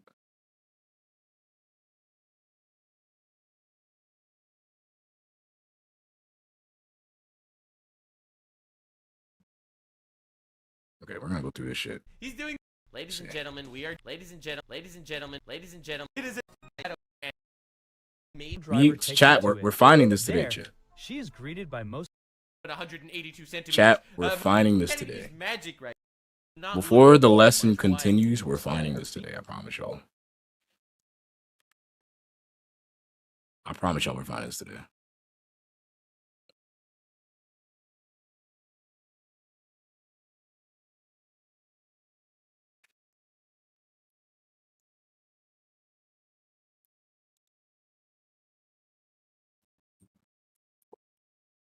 Scamboli.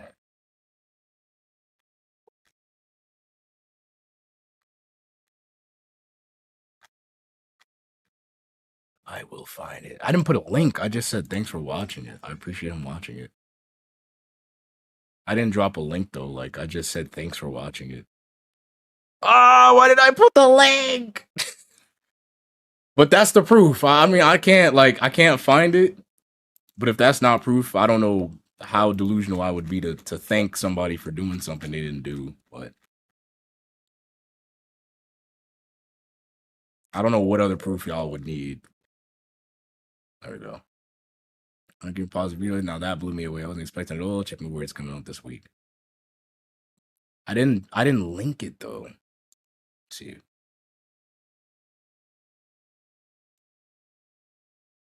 Yeah, but clearly, right? The comments, right?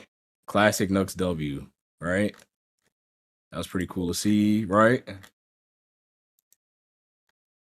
Right. So I'm not delusional. It's right here in 4K, right? I found your channel randomly while searching for Emerson Shadow OST. When I saw your channel in Nuxanor's video, I was surprised. Congratulations. There we go. All right, I can't find this shit, but I'm not delusional, all right? Somebody else is in the Genjutsu with me. They saw it.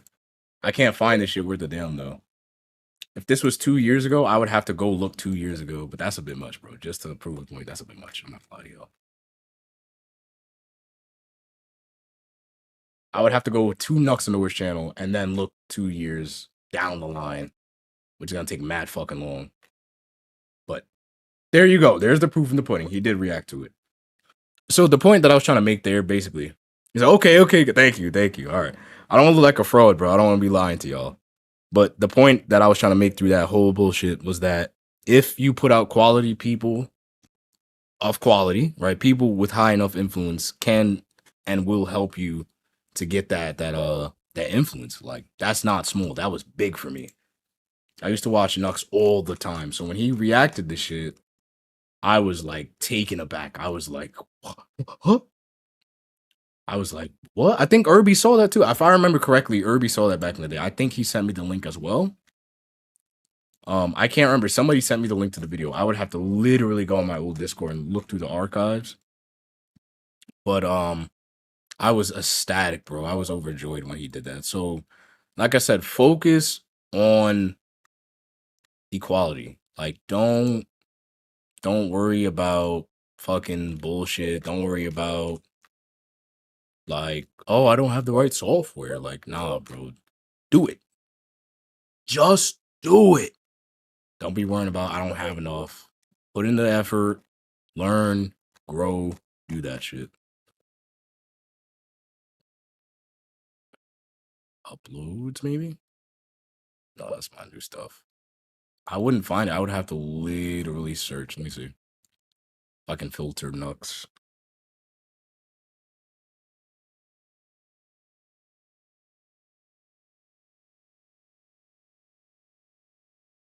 I don't think I'm finding this.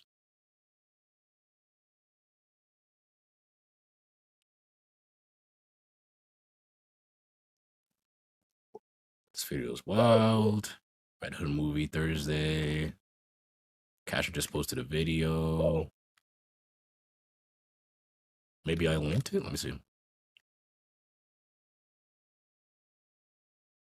I should have reacted to his video, reacting to me. That would have been content. But I didn't know that back then now.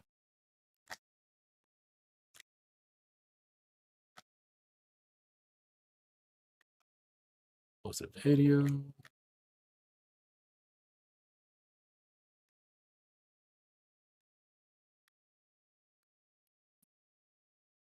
Yeah.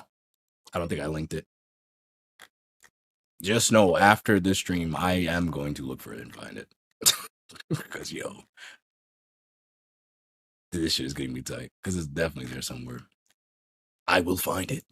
I will find it. It's somewhere in his archives. I will find it.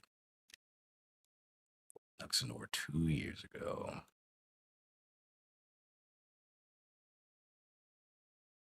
Four-year-old shit.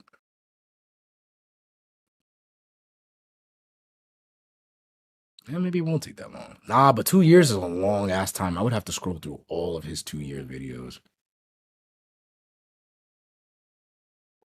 All right, it's not that serious. I'm getting off track. Y'all came here for something. I'm trying to give it to y'all. All right, my fault, y'all. I get super sidetracked. How how did it take you to make the video? I'm assuming you meant how long did it take you to make the video? This took me 4 days. The last episode wraps this premise up as Sid. So I made my videos in 4 different steps. First, I don't script anything. So the only scripted video I ever did was the Cowboy Bebop video, and you guys will see that in a little while. But first, I just talk. All right, first I just talk. Then I get the clips. Then I cut the clips. Then I do sound. Those are usually my 4 steps of editing. So I think it took me 3 to 4 days to do. Probably about 12 hours of editing total. About 4 or 5 hours each day. So yes.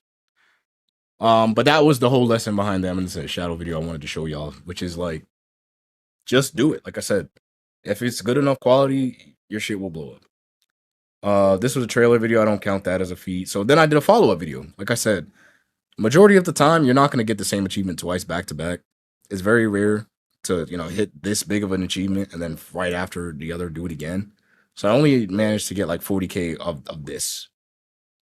And then I made a basic review. With the Eminence, I did a basic review of the something entire actually thing. Early October. I think I even Plenty stated, of even Nux reviews Talker and reacted takes to it. I on could whether be or wrong. not the show is actually worth a watch. The opinion for the show is kind of all over the place. Some people liked it, some people hated it, but all in all, people watched it. The plot is basically about an overpowered character who's reincarnated into a world. In this world, his goal is to be so powerful that not even a nuke can affect him. And it's only I'll tell you about the show. Blah, blah, blah, blah. This is yo, I gotta rewatch this shit. Since fighting was actually pretty appealing. Got the which shows music, that the world in this view is all the stuff. Did pretty well. I think it was a pretty solid video. So once I saw that the Eminence of Shadow stuff was doing well, I decided, okay, I'm gonna stick to Eminence of Shadow for a while. Like, let me ride out with this community for as long as I can do it for. So then I did an EA patch thing for Battlefront 2. Like I said, this is a guide. Guides are going to always do well no matter what. Then I did a Konosuba video versus Eminence of Shadow, which wasn't too well. It did like 2K. It was well edited and everything, but it was just very editing. random. Konosuba. I'll say it's very random. After dying from almost being hit by a tractor, one of the I was having a hard time coming up for ideas was brought to do with the Eminence of Shadow because I already reviewed the anime. I already made a video. There was really nothing else to really do with it, so I just decided to do like also shown when he equips later OP isekai thing, But realistically, it just doesn't make sense. It was well edited, but it just wasn't like, come on, like I don't know. I didn't expect it to do too well. So I did that. And then I started to kind of branch out into other animes, which is where I did the Attack on Titan anime review. The latest Attack on Titan episode. It was good, but the title was crazy. One of which historical. The title was bad. And I was kind of lazy with this video. I'm not gonna lie. I didn't edit this video too well, and people can always tell. In my opinion, it's made for some. I don't think it was the title and thumbnail was dog shit. So that wasn't gonna go nowhere anyway. Then I started getting back into anime analysis, right? So at this point, I wanted to experiment with other stuff that I learned how to do. So I started doing analysis. I decided to do like a power scaling thing. You guys can hear it for yourselves. Get some food and watch some Naruto fights on YouTube. Yo, what's good, Ruck? The first Welcome, one welcome. that popped up was Have a seat, young man. Putting y'all on to This is game. one of the classics and definitely one of my favorite fights, since Sasuke and Deidara are one of my two favorite characters in the series. The fight as a whole is pretty damn good, but after a while I started to notice something. Sasuke's fighting style is actually extremely reckless. Now, this caught me by surprise, since this isn't exactly how I remember the character, and it's probably due to the fact that he's always calm, collected, and pretty neutral in his face expressions and demeanor. When I picture Sasuke, I remember Pretty good stuff. He doesn't have Well edited, but basically it's a video on why Sasuke is a crash out fighter with plot, basically. I use different clips, references, try to make my point. And I think for somebody doing this for the first time, it went fairly well. 1.3K for somebody who just entered this audience, I think is fairly well. And it was good. I enjoyed the experience. I didn't really go anywhere long term, but I enjoyed it. So I did this one, and then after that, I decided to try again. And that's when I did the Itachi versus Jiraiya. We're ignoring these. I did a Hell's Paradise again. Anime reviews, horrible. But I did the Itachi versus Jiraiya. Now, the reason why this didn't do well is because, one, I think the title is okay, but I think enough people already did this. I think the whole Itachi versus person debate wasn't really popular at all, right? If you're not Clyde or like Six, or like my man's name, how am I forgetting his name? Swag Kage. You know, typically if you're doing a verse battle, it's not going to go well unless it's trending, to be honest. All right, yeah, the classics. Ruck was there when I dropped this. I was at my dad's house. I remember like I was yesterday. I was at my dad's house sitting in the chair making a thumbnail while we were watching anime. While I was making this, we were watching anime together, so the video itself was good. This is good quality shit. Like I said, I was just slowly learning how to edit better, learning how to do overlays. Like for a power scaling video, and this was a brand new editing style I never tried before. So I took heavy inspiration from Clyde and Swag Kage, and I loved the way that they did their format. So I put my own spin on it and edited it like this. Now, I can understand. I think personally for a verse battle, like the format was very good. I think the editing style itself was very good for somebody who never did this before. This is my first try at it. And I just think, again, it didn't do well because one, I'm not known in the debate community, and two, nobody was talking about this at the time. So it just, I dropped it at the wrong time. We do see Jiraiya do so, and based on the relative feats, we can obviously see that Itachi is the winner of this battle. The first reason for this is Itachi swapped hands with I think it was really good. Naruto, I was using GIFs, like everything I've learned so far, I added into this video and made it one throughout the series big ass video. I added new effects. This is when I learned to use green screen, subscriber stuff, like all new, brand new stuff I've never done before. And it was good. I think it was a good video. Like I said, it just dropped at the wrong time. As Shinobi, as Minato has. But because I wasn't in that audience long enough, I don't think it did well. I should have stuck with anime. I should have tried again, but I was getting frustrated because they kept hitting, like, it was frustrating for me at the time because I hit 194K, I hit relatively 40K, and then it just started going down from there. It wasn't going up, it was going down. So I was like, fuck, like anime stuff isn't working for me anymore. Let me try something else. When I should have just went back and tried again.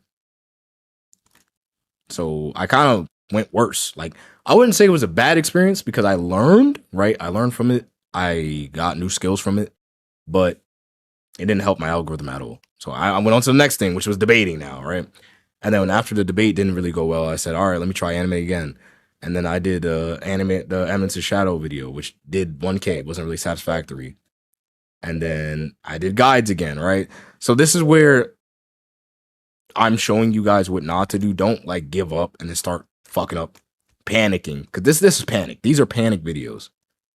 This is, damn, what I wanted to do didn't work. Let me go try something else. And I did like 8 different things that didn't work regardless.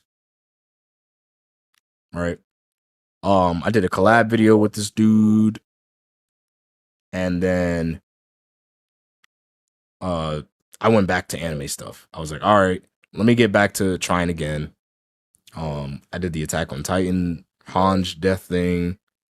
I did the why does Sasuke fight like this video. The lesson behind Zom 100 didn't do well. Then I started doing episode recaps of the Eminence of Shadow because, like I said, I ran out of ideas. So I was like, how do I milk the Eminence of Shadow? Like, I need to go back to my core audience, which was the Eminence of Shadow. These are the people that found me. So I went back to Eminence of Shadow, started doing those, and I got exhausted. I literally milked the Eminence of Shadow to the point where I got exhausted, where I didn't want to make any more Eminence of Shadow videos. Like, you don't know how exhausting it is to watch a show 4 or 5 different times, know exactly what's going to happen, but have to edit it, have to rewatch it, have to keep hearing it over and over again. I was done. I was like, all right, no more Eminence of Shadow, bro. I'm done. So I was like, what else do I like? And then I made the DC Batman Under the Red Hood video. Like, I just like making reviews in general. So I didn't want to stick to just anime. I wanted to try something else. So I wanted to try doing DC stuff. So I did the Batman Under the Red Hood review, which I think was pretty well. I think the only reason why this didn't go well, again, because I wasn't in the niche long enough. I just jumped in here. And because of that, it just did okay. You know, and that's kind of the lesson I'm trying to show you guys. Why I'm showing you all this stuff is sometimes it's not your editing. Sometimes you could be the you could be the best editor on the planet. You can have the sound effects, you can have the zoom ins, you can have the best video on the planet. But if it's the wrong time, if it's the wrong format, if it's the wrong title, the wrong thumbnail, if you're not consistent enough in that platform, it won't work. It won't work. I genuinely feel like the videos that I had were great 10 out of 10 videos, but because I wasn't consistent in that niche, because I was brand new, because I kept skipping around and I didn't stick to one thing, they didn't go anywhere. They didn't go anywhere. The quality was there. It just, you know what I'm saying? Kept skipping around. So did mid, very, very mid. And then after that, I did one more Eminence of Shadow video, and I decided to finish it off with my favorite anime of all time, my second favorite anime, which was Cowboy Bebop. Now, this is basically, I don't count this Death Note video. Again, this is another video that was good, but because of my inconsistencies, the video suffered. The thumbnail was pretty mid. It doesn't really say anything. It was life versus death character representation, light versus L, but the thumbnail doesn't say that, right? What does this thumbnail tell you? Nothing. This is a fucking Death Note cover book. This does not tell you what it's about. It doesn't tell you where it's going. Nothing. It's just a regular, just light. You know what I'm saying? So that's why this video didn't do well.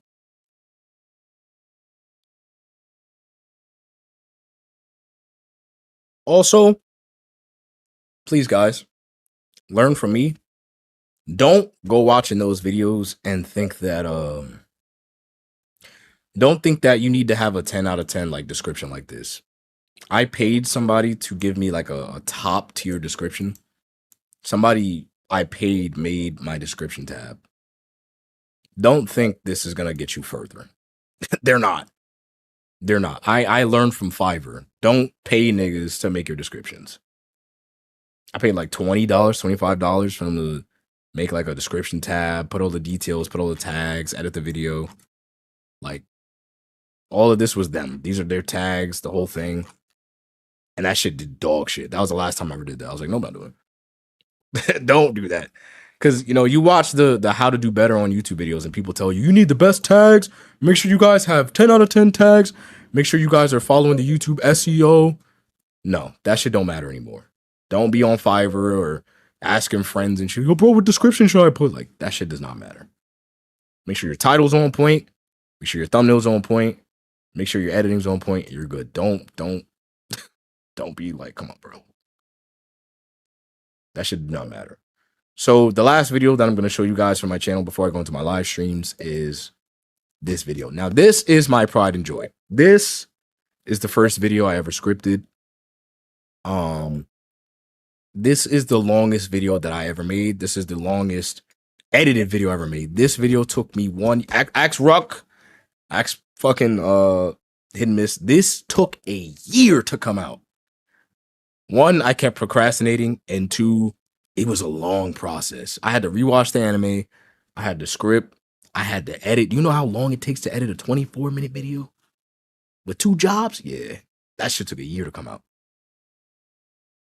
So I don't want y'all to watch the whole thing, but I took a break from YouTube for a short period to learn more editing techniques, and I edited my ass off on this video. This is my pride and joy. Cowboy Bebop. If Cowboy Bebop ever trends again, like if they make a new live action or like a new anime, I would absolutely make a new thumbnail and just drop this again. I know this shit would blow up because I feel like this is genuinely good stuff. So I'll just skip to the best parts. Cowboy Bebop is one of the most and well-known legendary anime of all time. show all the The stuff. story covers space cowboys as they search for bounties filled with action, adventure, and philosophy. If you've heard of Cowboy Bebop, it's most likely because you either grew up watching Toonami or you've heard one of these legendary key phrases. I'm not going there to die. I'm going to find out if I'm really alive. Oh well. Whatever happens, happens. Aside from the action and great storytelling, beneath the surface, Stuff, the show bro. Like actually you guys can adds see the editing. I learned how to do overlays in the background, blur the background, put the overlay. I think it makes it stand out. I think it pops the video. very motivational speeches. I had transitions. I had the Actually, music. the Like, most this people don't even find. Y'all don't know how it hard I worked on this shit, bro. Spike Like, may seem very cool. the and editing, fun, but throughout the series, the we get to way see it that looks, the internally, format, the this is vibe, like, absolutely not the case. I think this is my Spike only constantly video that I tries to did find get answers copyrighted, to and this I didn't question care. himself and lacks a purpose Yeah. to the current world around I him felt because he like doesn't have in an order answer to why he's completely alive. capture This is Cowboy because Spike Bebop is at constantly its looking core, at the past, I had to stuck add the in music. stasis. He's I feel trapped like in I would these have done it moments he can't injustice. escape. So, sometimes you get projects that you're so passionate about, you don't care about the money. This was one of them.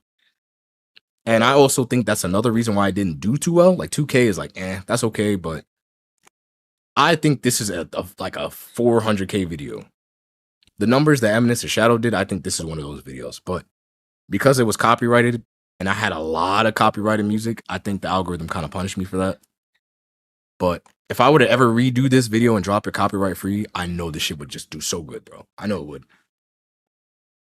But this was just one of those, I think it was one of those videos that I was just like, I want y'all to feel Cowboy Bebop. And I just, I was like, fuck it. And is I didn't care. forced to live in the current, all while seeing his past trauma play out over and over through what is called flashbulb memories. Flashbulb memories can bring excruciating pain to the heart and soul, and the world around seems like a Made it that way. is the legendary line. Oh, well, whatever happens, happens. Whatever happens. Popular character. What a forces. Making myself familiar when to enter a villain. Me and everyone else. All it takes is one bad day. 1 minute life can be just fine. You find something precious, and the next it can be gone into this past. This is first time I'm experimenting the with first different time editing in the styles, episode, different anytime clips, care different enough stuff. that he didn't escape and he needed for And I even made almost I think I looking made for a 3 way different out, but AMVs to him, within this it's to video. fight, and throughout it, he can't. The way See if I can find it. Doesn't Yes, sir. Ah, I'm not ever skipping this shit. On God, I'm never skipping this shit. He still doesn't. I'm gonna shut up have. now. This can be broken down into 5 main episodes, where the viewer can see how Spike's past deeply affects his psyche.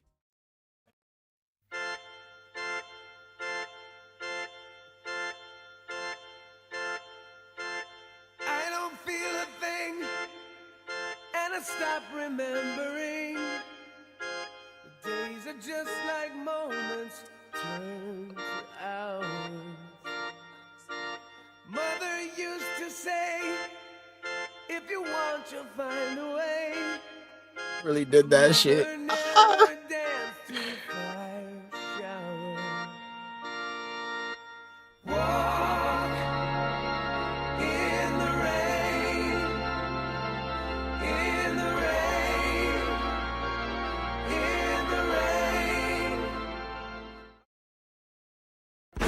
That is so crazy. Nah, I don't know how hard that shit was to do. To have the gradient blend in with the frame so that it looks like a title card and then end when he shoots the bullet into color, nigga, what? I'm sorry, I get passionate about editing and stuff like that, but that shit was crazy, dude. That was so hard to do. And that was the first time I ever did that. And it just was something that popped into my head. And it just came out exactly how I thought about it. So that's something I get super passionate about. Like, when your idea comes straight out of your head the way you think about it and it applies to the screen. Because it's hard to do that. It's hard to recreate your vision. Sometimes you gotta like make liberties. You gotta change certain stuff because technology, or you just don't know how to translate it. Bro, First episode, when I finally got it 1-to-1, I was like, Angels. The title itself hints at Spike his past where alright, so I keep talking about the anime and stuff though. That he's not a some Got the transitions, playing clips. plunge through the battle is on the kid. I want to stick to the second one. and how he stories in the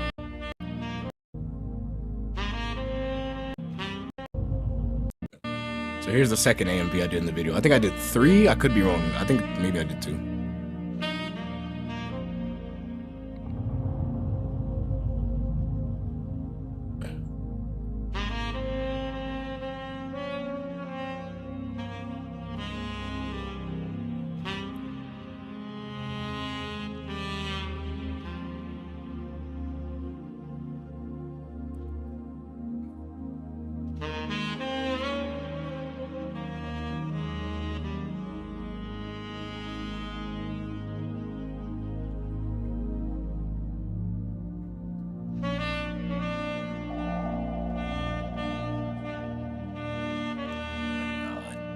Tears. Actual tears.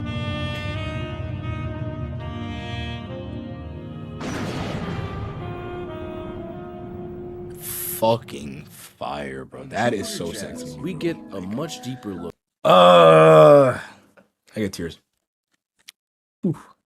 I get emotional because y'all don't realize how like when I was making these types of videos, when I made this video, I had a lot of IRL stuff going on and I really wanted to complete it. So when I did that shit, like when I watched this video, I think 5 times. Like, I don't like watching my own videos because I be hearing myself. It sounds crazy. Like, I don't want to hear myself. That shit gets annoying. But I think this is the only video I have ever made that I just watched like 5 times. I was in love with the editing, the flow. Like, I was heartbroken when that shit only hit 2K. I was like hoping to wake up and it would be like 50K. I'd be like, oh my god, I did it.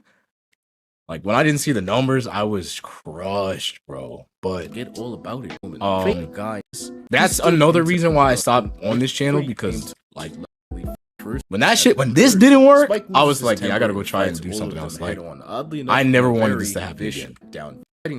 So I basically talked about the anime more. I don't think I did another anime. I'm pretty sure that was the last one I did. As the for what before the devil his he just something.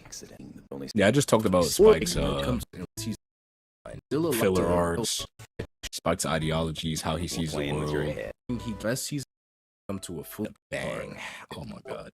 Show says they reflect things since he's reflected the casually one she's well both though he decides to get in. The struggle return take cat he just don't think I have it. Bounty hunter before on the most, and that was pretty much it. Those were the 2 favorite moments in the entire video. But it's basically Spike's internal struggle, how he dies or supposedly dies, other characters, what Cowboy Bebop means, the message. Like, moving on in life is what it means to live. I'm a very philosophical person, so looking at this anime in a different light. Spike understood this to a degree, which is why his key phrase was, Oh well. Whatever happens, happens. Cowboy Bebop is a show that stamps its storytelling in diversity and characters and reminds us to take responsibility for our lives firsthand, but to also not take it so seriously that you can't move on from things you can't control. Because in the end, fucking peak. You can't see what the letters are saying, but it says you're gonna carry that weight. It says you're gonna carry that weight. But I always like the music you put in this video. Yeah, those are my favorite bebop tracks. I change it up for each part of this show. I felt like I was watching a dream. What do you call those? Sections, chapters. For each chapter, I change the music for the tonality of what I'm talking about. This explains Spike's nature in itself throughout the show and why. But yeah, this was my baby, man, and like I said, it would do better if I stayed consistent with anime stuff. If I dropped this right after the Eminence of Shadow video, this would have done amazing. This would have Nux probably would have reacted to this. Nux would have probably saw this and reacted to it. No, I'm not even gonna lie to you. He probably would have. But the problem is with the uncertainty that I wanted to get to y'all about is when you fail, like YouTube is never going to just work. Even with my new channel, even with the channel I have right now, YouTube is not always going to just work. The last episode wraps this premise up. So my current channel right now and is going well, right? Because I'm speaking up for the community. I'm talking about stuff that people don't talk about. But y'all can see I've had videos that I put a lot of work into that don't do well. 865 views, in my opinion, is not that good. Especially about a character that I'm passionate about, for a game I'm passionate about. This is a flop, in my opinion. This is damn sure a flop. 246 views, 400 views, right? You're not going to always hit your mark, but you don't see me just stop. Like, don't see a video hit 200 and think, let me take the month off. Don't do that shit. I've done that shit. Don't do that shit, bro. Don't do that shit. If it works, it works. If it doesn't, keep going. There's a lot of my favorite creators that I see do this shit, and it like pisses me off because I'm like, yo, y'all are mad talented. Why?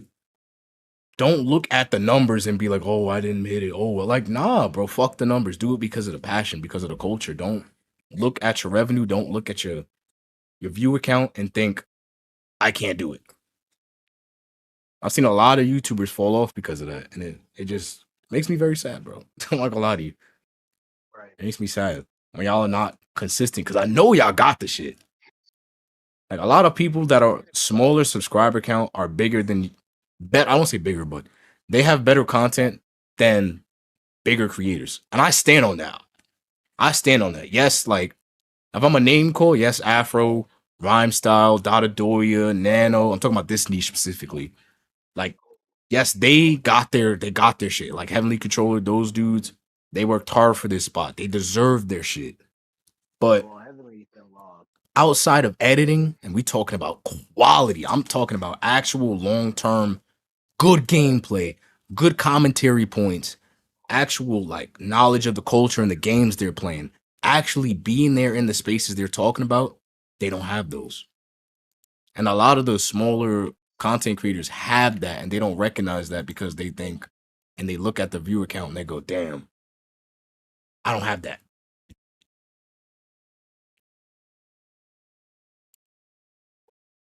Damn, my video didn't do well. Like, fuck it. I had 200 on a Toshiro video. This video was great, in my opinion. Was it lazy? Absolutely. I'm not gonna lie to y'all. This video was very lazy. I didn't edit. I didn't do none of that. Which I'm gonna get to y'all in a minute about. I'm sure y'all have the question of, Kaizen, if you can edit like that, why don't you do that? I'm answering in a minute. Show you guys how to use. This was good gameplay. This was top tier Toshiro shit. You know what I'm saying? I was beating niggas' asses. I was showing y'all how to play Toshiro in different environments, showing Toshiro mains, but I think the real reason this video didn't do too well is for two things. One, nobody gives a fuck about Toshiro. I'm gonna be real with y'all. I'm the only, like, there's like 5 Toshiro mains on this planet. Toshiro is not a main Bleach character that's very popular. He's just not. If it was Aizen or like Ichigo, or which also goes to my point on why I made the rant. Like, if it's a meta character or somebody who's easy to use, people flock to it. But it also comes down to character popularity. Nobody really cares about Toshiro. If I'm being honest with myself, nobody cares. Nobody cares. There's maybe 500 people that's going to watch the video and be like, oh, yeah, that's my main. Cool. The Bleach community is already small. The game community is very small. So out of all those people, you're not going to get that many people who see Toshiro and be like, hey, it's not going to happen, bro. Now, if I make a Aizen guide, if I make an Ichigo guide for either or, you know what I'm saying? That's different. That's probably gonna go very well. If I make a Yoruichi guide, that's gonna go different. But Toshiro, ain't nobody care about this man. So, like I said, videos are gonna flop. Like, nobody really cares about Stark like that. I was like the first person to talk about Stark being in the game. People were like, no, he's not gonna be in the game, bro. Nigga finally dropped in the game. I'm like the only Stark dude who's talking about him that actively plays him. But again, it comes down to character popularity. How many people actually care about Stark? Not that many. People care about Ukiura. They care about the other Spada. No, Stark is like, he's a cool character. People like his design. They like his drip. They like the coat. They like the wolves. They like his aesthetics, but they don't like the character. They don't care. And that's the truth. That's why the video won't do well, because nobody really cares. But like, notice who you put on the thumbnails as well. Trunks is a mainstream character, right? There's a reason I put Trunks there. It's not just because he's a time traveler, right? It's because he's a mainstream character. Trunks is instantly recognizable outside of Goku. We're talking about the mainstream characters of Dragon Ball. That's why I put Kid Buu there. Like, people think I just recycle thumbnails or like this shit is easy.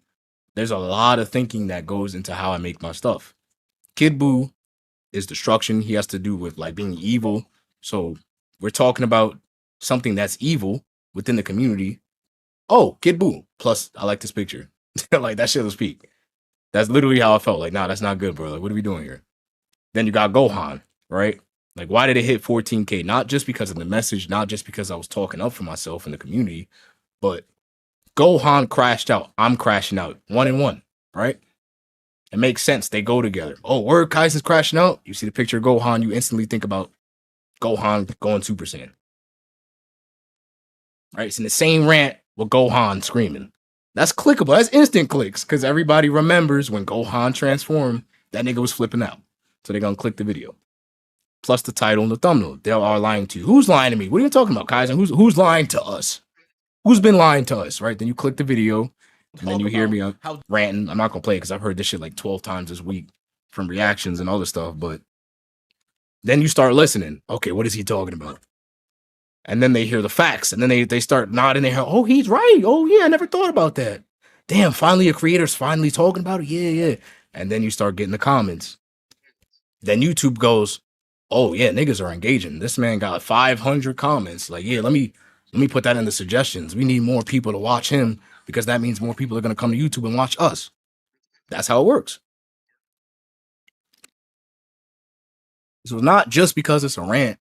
It's not just because, like, oh, negativity brings engagement. That's absolutely a part of it. I'm not even going to lie to y'all. Rants do well in Sparking Zero in general. That was one of my main points why I was ranting in the first place, because people flock to negativity when it comes to Sparking Zero. That's why I made the rant, because damn, I'm tired of y'all niggas clicking on rants 5 seconds flat, but then somebody make an actual Sparking Zero video and y'all don't want to watch that shit. I crashed out. But it also comes together with how I did it. It's about the strategic things that I did with the video that make it stand out versus your typical rant video. All right. And it's the same thing with other stuff I do. This video didn't do well because I put copyrighted music. YouTube fucking dickheads. If you put copyrighted music with your videos, they're just gonna you're not gonna go far, bro. You're not. If you're not like rhyme style or afro and you're not already with like a big ass algorithm, yeah, it's not gonna go well. I think this video was amazing, to be honest. I think playing Dragon Ball Z with the Dragon Ball music in the background is peak. Nobody does that shit. I got more for y'all coming throughout the week. Nobody's done that shit. Afro made a tweet about doing it and how much he enjoyed himself playing Sparking Zero with Dragon Ball movie music, and that shit blew up because it's Afro. But I've been done that shit. But again, it has to do with I'm sorry. It has to do with how much, like, again, clout you have, how much people know you. And it also comes with using your other resources. Like, I didn't realize how much Twitter actually helps your engagement when it comes to your channel. So if you guys do make content and you want to do well on YouTube in this niche, I definitely recommend that y'all upload y'all shit on YouTube. Don't join spaces and spam. because you're probably gonna get blocked. People are gonna get tired of seeing your shit. That might hurt your channel more than help it. But you know, every once in a while, dropping a little picture like, oh, this is what I'm talking about. This is what's going on. You know, that works. That helps. That does help. And that's what I started doing on Twitter. That's why, like, right now I have 47 viewers, right? 12 of them are from YouTube because, you know, not my YouTube audience doesn't care about this stuff. And that's being real because most of them aren't YouTubers. They come in here to watch me, not do it themselves, right? Which is cool. I'm okay with that. But the other 30-something people are from Twitter watching me right now. These are my Twitter audience watching me. Which is cool because the Twitter people might share it and then that'll bring somebody else to the channel. Or maybe the Twitter people might just be learning on their own right, you know? Like, it's not just about YouTube. Like, don't limit yourself. Like, oh, I have 5 viewers on YouTube. I'm not going to stream. Like, keep chatting. I'm going to make, how do you make an amusement park? What? What? All right, Herbie. So make an amusement park. Dead. Do I get a free ticket? Do I get a free ride? But what was I saying? Yeah, like don't limit yourself to one platform. All the platforms matter. I'm streaming on Twitter, I'm streaming on Twitch, and I'm streaming on YouTube. I'm streaming on 3 platforms. But your Planet Coast, I'm so fucking dead, yo. That ass. All right, bro. But if you guys have the money, Streamlabs. This isn't I should self plug, but Streamlabs is $20 to stream on every platform you have. It's $19.99. You can stream on as many platforms as your bandwidth can handle. They don't limit you. They give you free overlays, like all this stream stuff I paid for these transitions. These I paid for Right from now. Fiverr. There's not a single thing I can't do. They give you free transitions, the free overlays. The old ones I used to use, those were all free, and they looked very good. They did well. So, you know, you can do that. So if y'all want to stream on more than one platform, then go get Streamlabs, and then you can do that. You can stream on every platform as long as your internet is good. If your internet isn't good enough, then I wouldn't do it. If you know damn well your internet is barely handling what you already got, then, you know, it doesn't make sense because then you're going to stream and your shit going to be in 480, 20 seconds behind. You know, my internet be chopping up sometimes. Like, y'all were here, I think it was 2 streams ago, and y'all saw my internet fucking up. So it happens, you know? It happens. I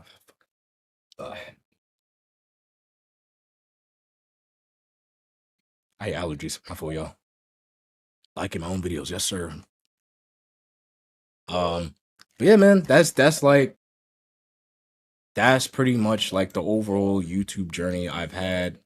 If we're gonna talk about my live streams from way back in the day, my old live streams, I'm pretty sure I took them all down. Yep.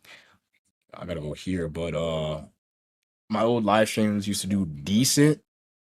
My problem with the old live streams and the reason why they never did good long term is because I never stuck to a game. That's the first reason. The second reason was because I wasn't multi-streaming. The third reason was, again, because I was in the Storm community. Like I said, if you are trying to grow in the Storm community, good fucking luck, bro. That's all I'm gonna say. Do not put yourself in gate-kept communities. These are old rants and takes I used to do, talking about the Storm community and stuff. My Battlefront streams did pretty well, actually.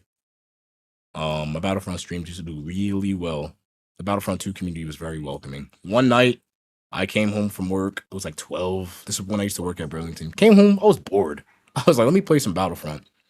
And I live streamed it, and I got like 50 viewers out of nowhere. I was like, what the fuck? I never once had 50 viewers before. And I was like, this game is like 8 years old, and this quote-unquote dead game brought me immediately like a supporting community who wanted to see me play and wanted to see me win. Like, they were mad chill. They were very supporting. So, when it comes to playing old games that might quote-unquote be dead, if you do your research and you know the community is like positive, like they don't gatekeep, they want to see people win, then you can play those games. You can eat off those games. Same thing with the fighters community. The fighters community loved watching me play fighters. The raid bosses, they love watching that shit. But yeah, basically it, man. Old live streams, I did Storm. I did Storm for years, man. Like I said, been doing this a while. Some did good, some did decent. I did Saga Frontier. I did, what was this? Storm 4. I did Xenoverse 2. This is back when I used to do 3v3s with Roxas and Gabe. We used to make niggas rage quit. Yo. We used to walk around and make niggas rage quit. Like, this shit was peak.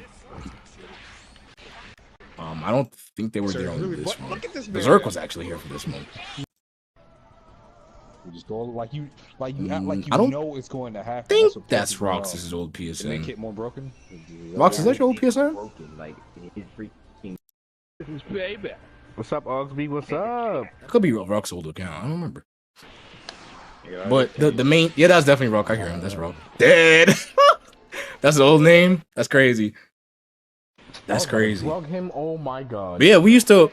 I'm telling y'all, we used to get on here, right? And what we would do is, and this is another point of standing out. We would play only cast characters. I do this till this day. I hate CACs. I hate them. I like the concept of them, but clearly Bandai can't balance shit. The reason why I hate CACs is because they're all broken as shit. Broken as shit. The CACs don't like, and the Xenoverse 2 community is so fucking delusional. They will argue you down to the floor that cast characters are more broken than CACs. When you can literally do TODs, they have plus frames, they have crazy back hits, they have abilities that can combo. Yeah. The CACs do whatever the fuck they want on that game. They're crazy, right? So I was like, I'm never playing CACs, bro. I'm gonna be like one of the nicest niggas on this planet with only cast characters. I'm gonna be playing Goku, Gohan, Jiren, like whatever the fuck. And then I met Berserk, Roxas, Pyro, long story, but they basically had the same energy. They were like, nah, we don't play. They don't. It was like they were CACs. Ah. So we were like, bet. All right, cool. So how do I make that, something fun? How do I make that content? And we would literally get on the game and just 3v3 dudes. And obviously they're playing nothing but CACs. They had all the meta abilities playing mad broken, but we used to play Xenoverse 2 to the point where we were nice. Like Roxas, for the most part, like if I remember correctly, for the whole part of the Xenoverse thing was the best of us. I think if I had to put the skill list in order, I think it was Ruck, me, Gabe, and then Berserk. Because Berserk didn't play like that. For a small portion of time, Berserk was up there. Like he was better than me for a small portion of time, and then he just stopped playing it. But that was the whole thing. We would just take turns beating niggas' asses. So we would pull up 3v3 CAC people because that's all niggas pick. They act like the cast don't exist. And we would just beat their ass and make them rage quit. That's what we did for hours. That was my COVID. That was my day off. That was my summer vacation. Niggas would get on. Yo, bro, you on? Yeah, I'm on. Fight niggas with broken ass CAC abilities like that shit and just beat the fuck out of them. Over and over again. Over and over again. Just beat niggas up. And it was one of the best times we ever had, bro. Like, I'm not gonna lie to you. I hate Xenoverse as a whole thing because of the netcode. Like, y'all could see this nigga lagging out of my combo. Fucking wild. But if I'm gonna talk about the pros of Xenoverse, it's the fact that you can do 3v3s like this, and it was fun. That shit was mad fun. We never jumped anybody. We only jumped you if you jumped us. So we basically had a rule of, like, we were playing the game like Saiyans. Like, we 1v1 until y'all jump us. So if we 1v1 and everybody keeps it kosher, cool. But the second y'all start 2v1 and 3v1 and just to get a win, it's up. It's up. And we've had mad niggas quit off that. So they jumped. I'm pretty sure they just jumped me. So I was like, all right, bet. Now I'm picking you. All right. Now we all got crazy characters, right? Now we all got crazy ass characters. Like, word. We jumping niggas, bet. I can join. Frame 1. You already know what's about to happen. I'm pretty sure I just dropped off Goten there. Goten, whatever this nigga's name is. I'm charging up. I'm walking this, man. I'm clearly walking him because Early Super Saiyan Goku Charging. boss, I had to have been walking where that him. man would transform, he wouldn't I say did a word. meditation. I'm on. Yeah, it was up. The game's over. You jump us, you get an insta kill, bro. The game's over. Bing, bing, bing, bing, bing. That's an insta kill. Gone. Now, Rock got his serious character. I don't even need to help him because he's just beating this nigga's ass. And it's like, where you want to jump, niggas? Oh, yeah, what's up? What's up? So now we just doing combos on niggas, doing whole, like, loops and shit. And that's what made it fun because they would connect. They would connect. Like, Now you don't want to fight back. like actually jumping niggas. Like, that shit was mad fun. I'm not gonna lie to you. That's probably the most fun I ever had on Xenoverse. I'm not gonna hold y'all, bro. I was about to drug him. Oh my god. Like, we would just oh man, looking back on it, I might download it just to do this again. Look how big Broly is. We would just do stuff like that. And they would quit. They would get mad. They would quit. We would get hate mail. Yeah, niggas would ready up and then quit mid ready up. Like, they would not. Alright, That's Ruck. I think that was Ruck's main back in the day. That was Berserk's main. I was learning Rose, like, and we would just get serious and start folding dudes until they quit. We would force you to leave. We did it over and over again. Over and over again until you left the lobby. We wouldn't get off the game until you get off the lobby. Over and over again. And it was fun, man. So, again, that's what comes with personality. That's what comes with having fun with the game. Not just worrying about views. Not just worrying about, like, revenue. We made a toxic game fun by coming together, coming up with a theme, and being nice at the game, like doing shit. So, yeah, that's what I'm saying. I'm just trying to show y'all examples of how to stand out as creators, like stuff I did, the journeys and stuff that I learned from. I remember me and Berserk used to do duo streams. I think this was Jump Force still. Yep. I used to play my favorite characters. Remember we was boxing each other. 1 second. This game is disgusting. How to get you into counter? That makes no sense. Cash Yagami is crazy. Cash Yagami is crazy. But yeah, like, I've been on YouTube for a while, y'all. Don't ever look at my current success and be like, man, this guy just got there. Like, he's only been making videos for a year and he's just, he blew up. Like, that's nah, bro. Every single YouTuber you see that blew up either privated their videos or they've had prior success. Nobody just makes a video or a channel in a year and just blows up. It just does well. That doesn't exist. That's not a real concept. They either have another channel, they have a plug, or they privated a lot of their videos and now they have like a method or a rhythm. That's it. And so all this gaming stuff that I've been doing is because I learned from my past mistakes. And, I started applying my stuff. This was the first rant video I ever made where I met press. The Storm community and their bullshit. But I started making guides, putting niggas on. Which I am thinking about going back to Spark and Zero, guys. Like I said.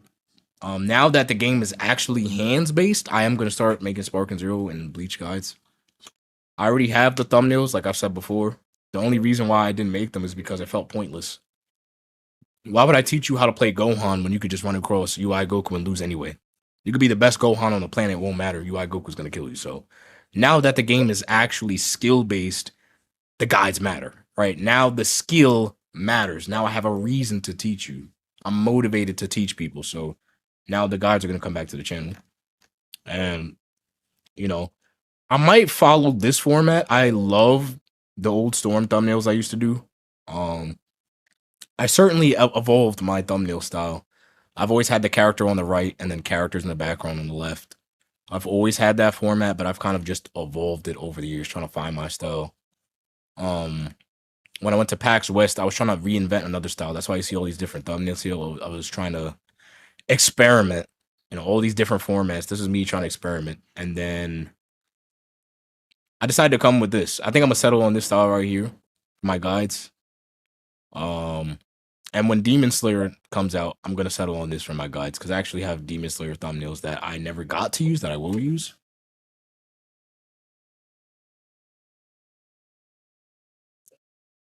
I thought she went in the room.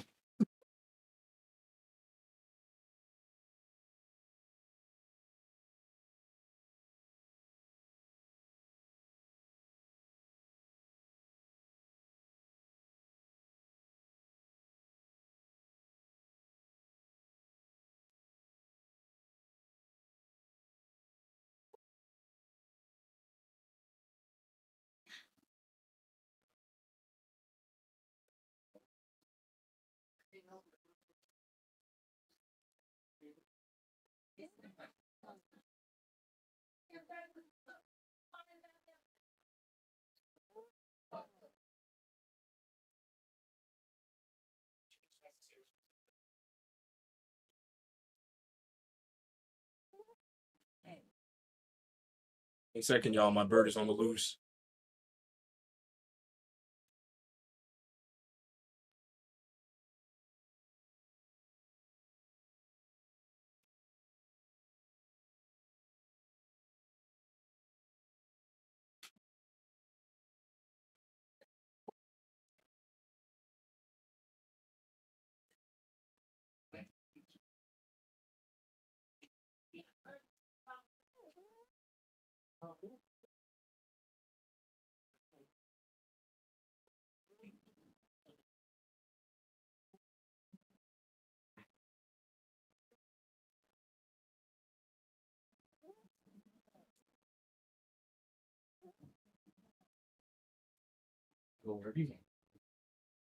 Go on. All right, I had to get my bird. That's one of the cool, scary things about having a bird from outside that can just literally fly around as they please.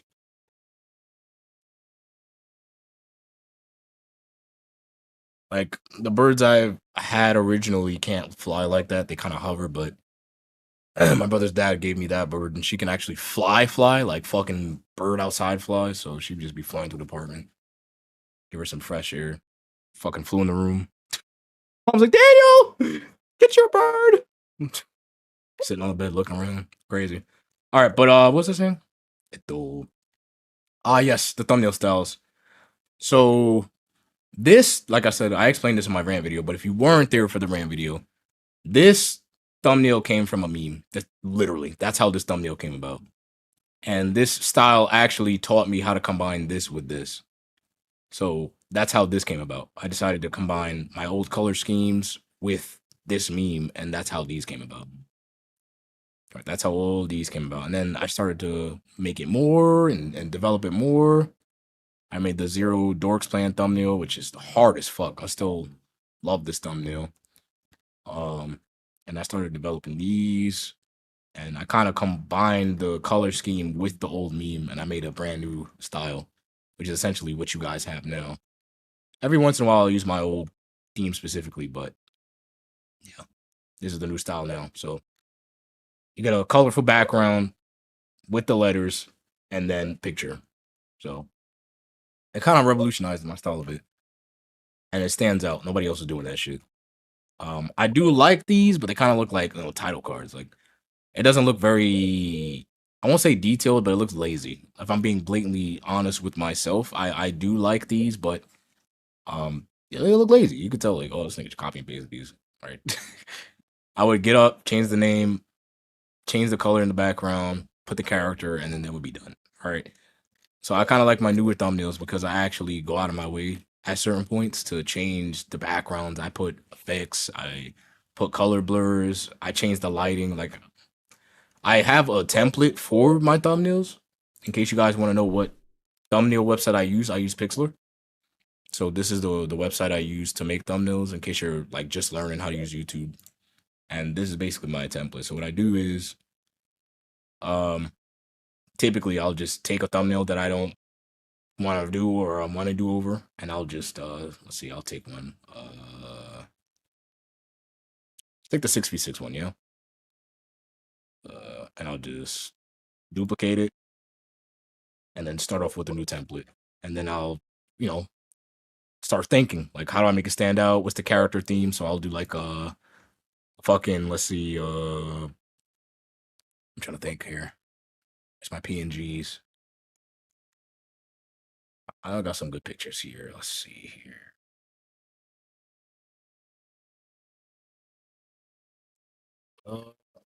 All right, you know, let's say we could do in a future Trunks God, right? All right, cool. We got the picture now. Like, let's say it's a future Trunks stream that I'm trying to do. We'll layer it, put that boy in the back. All right. Got to change the color to make sure that it blends in with the picture. So he actually has a different type of art style that's not traditional. So it's kind of shiny looking. So at that point, you can either darken it or lighten it. Me, I like my characters to stand out versus the colors in the back. So I would change my color at this point. So I would fucking change it a bit. I would also give him a outline. So this is actually pretty clean. I actually kind of like the way this looks. But the way to make Gohan stand out so it doesn't look like this is more overwhelming than that, at that point, I would give him like a blur. I would do this. My favorite thing to do, and my favorite art is drop shadows. I love animes and shows that do this. I was a huge fan of Sonic Riders because they kind of had this style. If you guys don't know about Sonic Riders, I don't know what to call them. Select screen? I think this is it. Yes, yes, it is. This, I love that concept of having this. I can actually download the picture and show you what I'm talking about. That concept in its own right for me is just, I love that shit. Oh, wait. Open image. Did I have it? That's why I be using the fucking. This is why I use the other one. Fuck. Did it save? I don't think it saved. I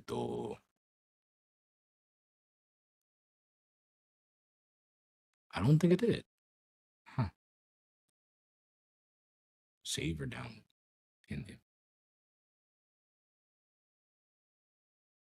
No, I'm trying to download this. Ah, it saved as a web page, not a picture. That's why. Okay. Womp womp.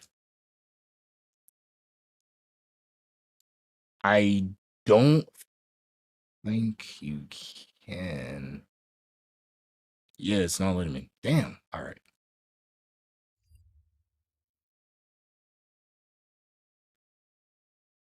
So basically, this aesthetic, like, there you go. Having the shade behind them is so clean. I love like the background backdrop kind of thing, like it blending in.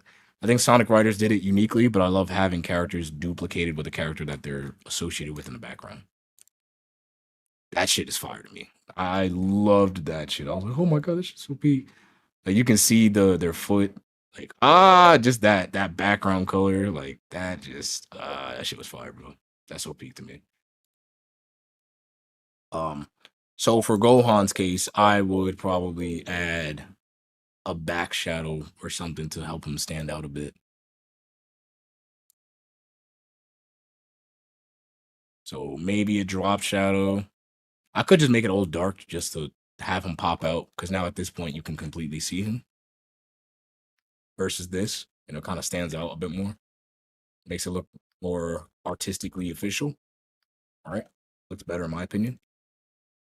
Or you can go the other route, which is the Sonic Riders route of giving him a color associated with the character. So Gohan is what, orange, yellow type shit, light blue. So I would give him like a bright or dark ass orange, which artistically wouldn't look good in this case because he's already wearing orange. He's already wearing orange and blue. So he's wearing his colors, which makes it different, very difficult to give him an artistic representation of his colors. So it's very hard to kind of replicate that. In this case, it's very difficult to do so. So in this case, that's why I would just stick to black. All right, I would just give him a little shadow or something like that. Call it a day so he stands out. Move it over. Not too dark, but just enough so they can see it. All right. And then if I want to give him aura like he's charging up or like he's a Super Saiyan, that's when you get artistically kind of creative enough to. Typically, Gohan's aura or key in the future was white, but the background's already white, so you can't use white. So let's say he's charging up into Super Saiyan or he's getting ready to fight. Usually it's like this kind of yellow. So now you kind of blur it and extend it a little bit in a direction so it looks like his aura is emulating. Right now, you don't want it too dark because now it looks like fucking sunset background, but you want it just enough so it looks like he's charging up his ki. All right, bam. Now it looks like he's charging up, right? Gohan's getting ready for fight. And now it looks, artistically correct. Looks pretty good.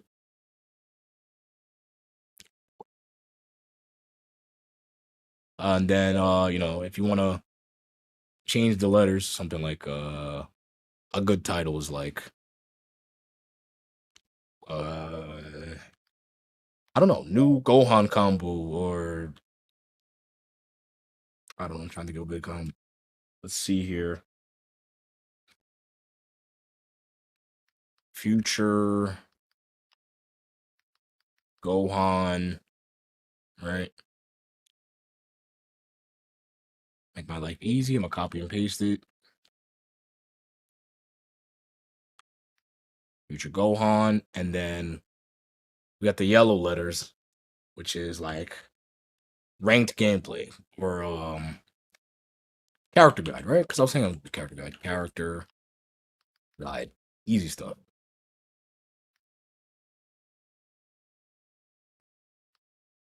There you go, future Gohan character guide. Now I gotta center it, make sure it looks good. Pull the other one. I like to dual layer my, you could do basic stuff like this, but I like to give my letters effect. So I like to double them. So it kind of has a dual layer looking thing. I'll move this down just a tad bit.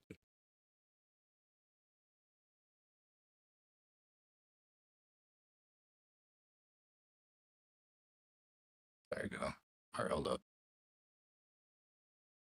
I'm gonna have to move character guide down a little bit. So we're gonna move sparking down a tad, move this down a tad.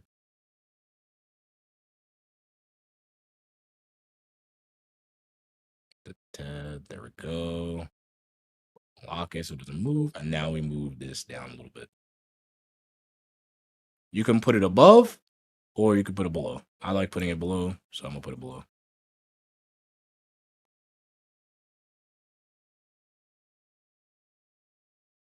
There you go. Future Gohan character guide. Now, if you are concerned about like future Gohan standing out and you want the letters to stand out, that's again where you kind of get creative. And now you can add color gradients if you'd like. And his colors are yellow and blue, so you could do something like this. And then that stands out. Or if you're concerned about having too many color variations, obviously the safest is always yellow. You could do yellow into orange, or you could just do straight up yellow into white, which is my favorite.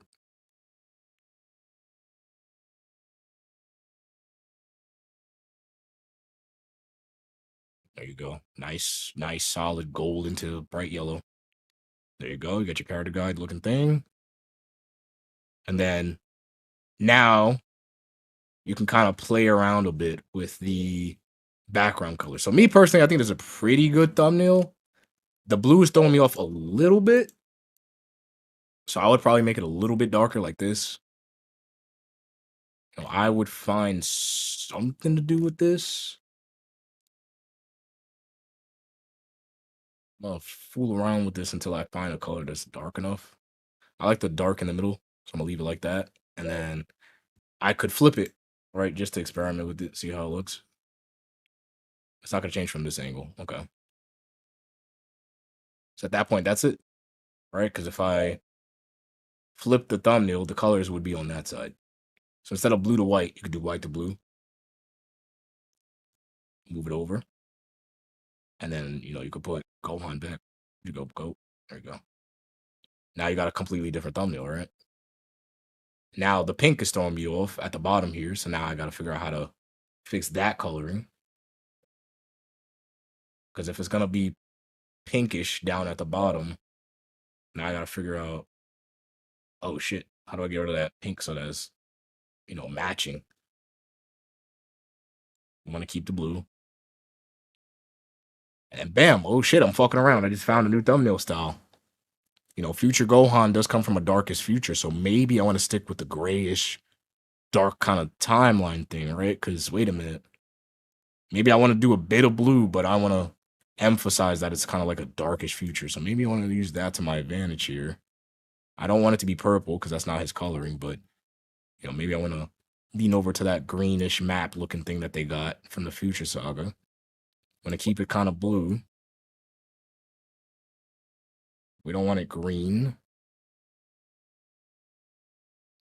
Like I said, we don't want it. This is good. We don't want it white. We don't want it purple. So we're going to leave it kind of there. Make it a little bit more dark.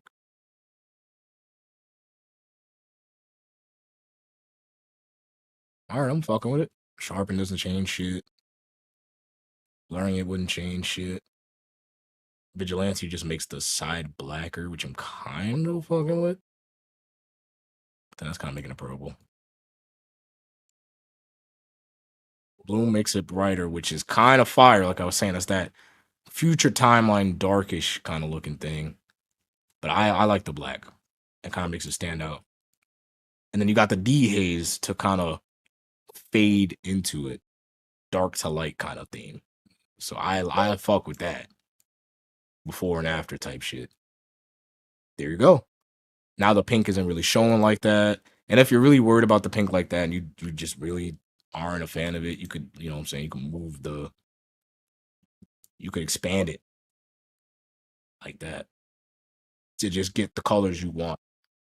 You can move the pictures around according to how you want it. You don't have to show the pink. You could expand it like that. And then bam, no more pink. And now we got what we got. Now the character shit looks off a little bit. And so does Future Gohan. So I'm going to change my colors here.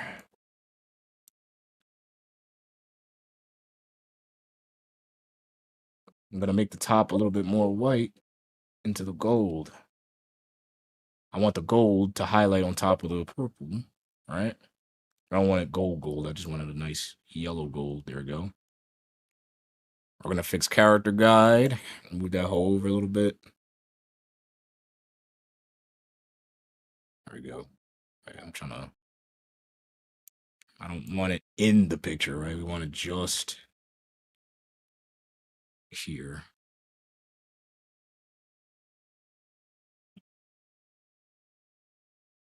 We're going to move it down. Stay consistent. And don't like do this, don't do that. If you didn't do it at the top, don't do it at the bottom.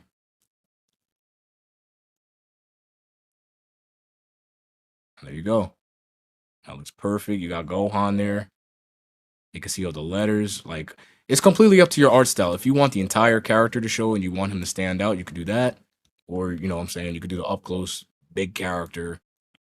You know, you could do it like that. I think that's fire. I think that's very, very fire. I think that's clean. You can see Gohan, it stands out. He got the aura like I was saying earlier. Now, you could at this point also use the artistic direction I was telling y'all about earlier with the Sonic Rider shit. Now I could probably do that. So now what I'm going to do is duplicate it so y'all can actually see the difference. Call it whatever the fuck. All right. Duplicate. All right, so now we're going to get rid of this Gohan. Go grab another one. Grab that boy. Where you at? Gohan. No, Gohan. You at, goat? There you go. All right, so we got to Gohan back. So in order for that artistic direction to work, you kind of want to keep it like this so you can see the nigga. So now we're going to go to E. Sonic Riders, in my opinion, has the best art style out of the Sonic games. I agree. That shit was a 10 out of 10. Undefeated. All right, so Here's where you can do a couple of different things. You can give it a basic outline, which kind of looks cursed clearly. Nigga's missing arm is giving it ink. So you don't want to do that. Not in this case. But now the artistic direction I was telling y'all that I enjoy, you can make like the, hey, what do you think you're doing? Bucka. There you go.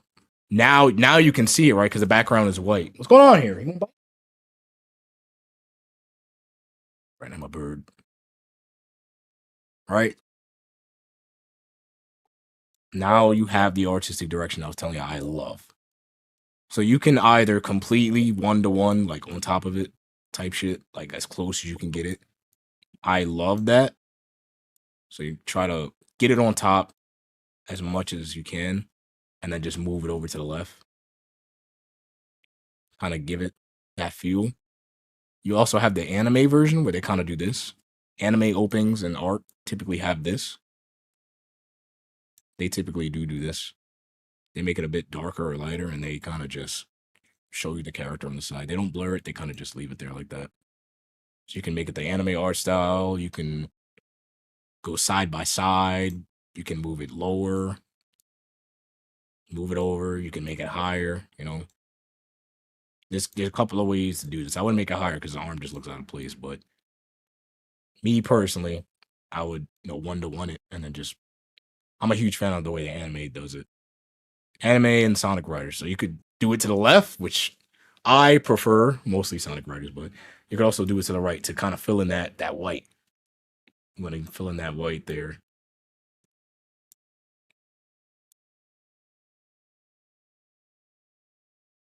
So we do something like this. That's something I would do. And then move it up a bit or move it down a bit. I personally don't like his elbow part just sticking out. Just weird to me. So I would do it like this.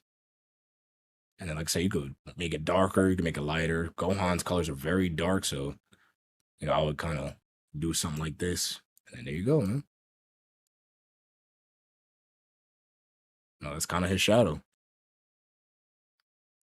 Or, like I said, you can stick to the whole power-up aesthetic. But in this case, you can do his blue power-up because his key is blue, if I remember correctly. His key is also white, but if I remember correctly, Gohan's key is like this kind of blue. So then you can blur it up a little bit and then move it probably towards the white. Move it a little bit above. I want to move it that far. And then you can kind of, moving around. Don't blur it too hard, but just a little, you know what I'm saying? I know his key is white too, but you wouldn't see it because the background is obviously white. Unless you want the whole side to be white, but then that kind of, just looks a bit pointless, right? So me personally, I like to stick with the yellow because obviously he's a Super Saiyan. So, about to go Super Saiyan, they pull up that white, that golden yellow. They've done it several times. When Trunks was going Super Saiyan for the first time, he's done that. So when he first powered up for the first time, he was surrounded by the gold. Before he even went Super Saiyan, he was just flexing his golden aura. So it kind of gives you that reminiscence. I don't know if there's an exact scene of that. There you go. That's the scene. Yeah, right when he was about to do it, you just saw him covered in the gold. So that's kind of the same thing you want to kind of recreate in that sense. Kind of recreate that. Just like beautiful right there. Bam. Boy, about to go Super Saiyan, about to turn up, about to lock in. You can move it up, you can move it down. I typically like to center it kind of above their heads a little bit. I think it's a little too gold, but there you go. Perfect. And I would leave it just like that. Just like that. And if, again, you feel like Gohan's too bare, like, I want a background, you can also add a drop shadow on top of the background to give him something, kind of a shadow. And now he has a shadow behind that, which kind of looks a bit off, but you can kind of move it like that. Nothing too crazy, but you know what I'm saying? Don't blur it because then it's going to fuck up the thing. You're going to get brown, but there's a couple of ways you could do it. Just a little drop shadow. A little something so it stands out.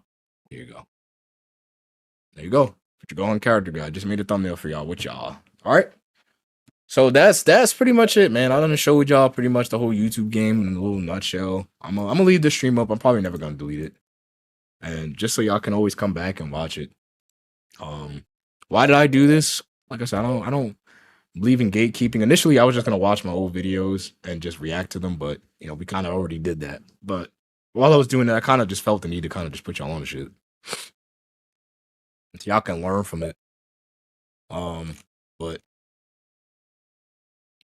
yeah, I mean, I've watched my own videos a million times. If y'all want to watch my original channel that I am returning to very, very soon, this is it. Cash and Kuma. When I return, I'm gonna be doing a Cash and Sins video. Frame 1, Cash and Sins, it has to be.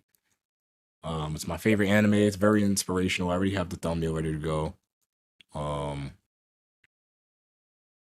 that anime kind of changed my life in a way. So that's what I'm gonna be doing. Frame 1. This is the thumbnail in case you guys are interested in looking at it. And yes, when my main channel does come around, I am going to be making a different type of thumbnail system. So if you are, I mean, like if you're like Afro or somebody who can branch out to different channels and people are going to watch you anyway, then I would recommend probably you stick to that thumbnail style people recognize him for, right? But if you're somebody who wants to completely separate your identity to something new for a new niche where people don't really know you like that, then I would experiment and diversify. So this is going to be the thumbnail. I'm still working on it, but this would be the thumbnail that I'm going to use. The reason being, you know, researching YouTube recently, the old meta used to be putting letters with the character, right? Dudes would put thumbnails kind of like this, like video games. They would put like a character, a bunch of letters everywhere, but the new meta with the anime videos is just pictures. Like putting letters and describing what it is kind of played out. People just show you what it is. They don't tell you what it's really about. So if you really look up like an anime, let's see, anime, I won't say anime review, but sure. So, yeah. I mean, that was 2 years ago, but it's just pictures. Like even Mother's Basement has changed up and stuff. It's just pictures and that's it. They might have letters behind them. Maybe, but the main theme is the character itself. The letters behind, I have no idea what the fuck that shit says. I think it says envy. I think it says edgy, maybe envy, but I don't know what it says behind, and I don't care. The only thing I care about is what this character is. So that's the new meta, just the character itself. So that's why it's important. Like it's bad, but the main focus here is the character. Her face, her hands are blurred, and then it has it's bad. All right. That's Gamboli. It's bad, right? Fuck, it's bad. Better than Castlevania. I think this is an anomaly because I'm pretty sure that's his thumbnail style.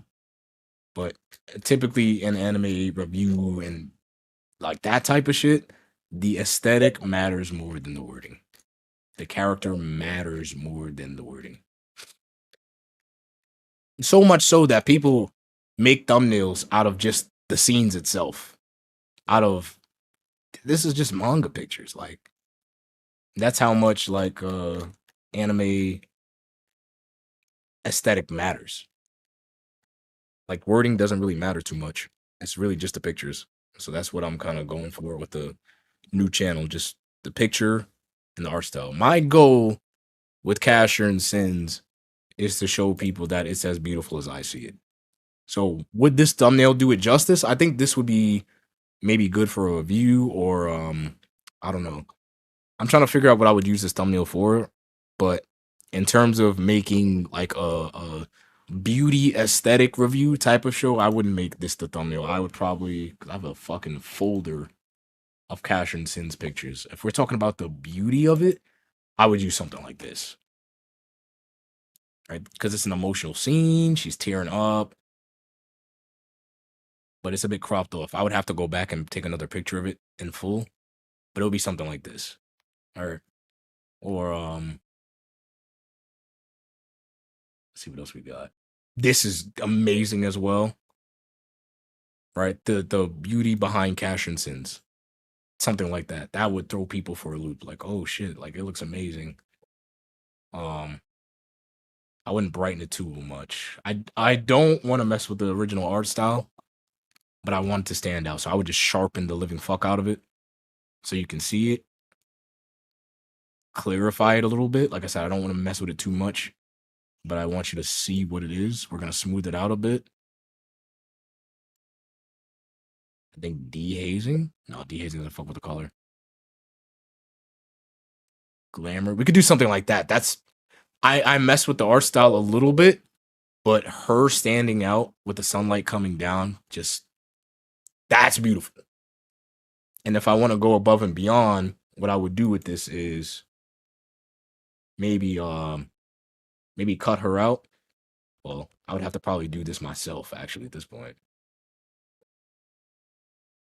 Where's the pen? Magic cutout.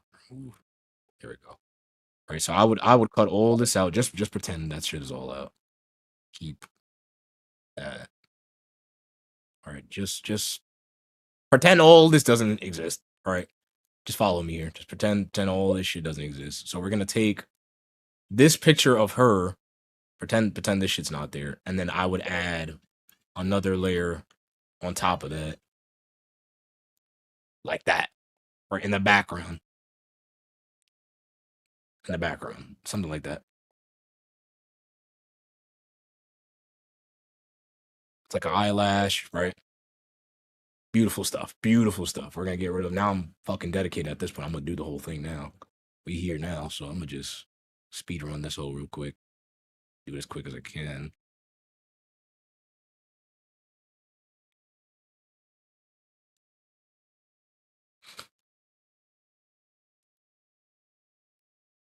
It's gonna be a bit sloppy, but I'm just trying to.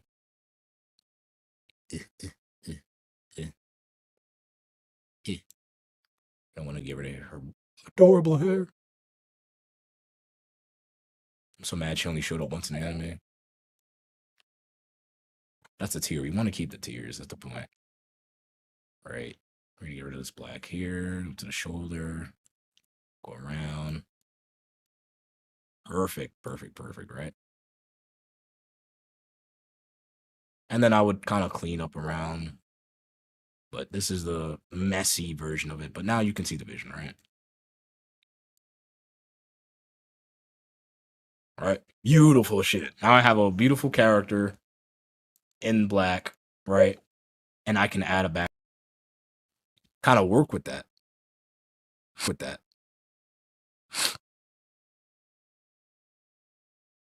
Like that would be the whole point of it. Kind of work with the background being there. And then I can bloom it so it pops out. It's like, bam, you can see the tears, you can see her, boom. All right, I don't want it too bright, but dehaze it a little bit so it kind of blends in together.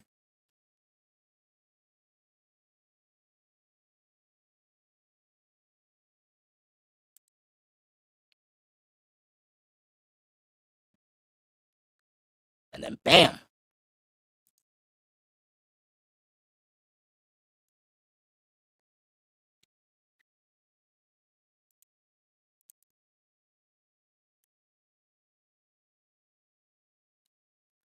Oh shit, my stream's holding me. Right now, there's not a single thing I can't do.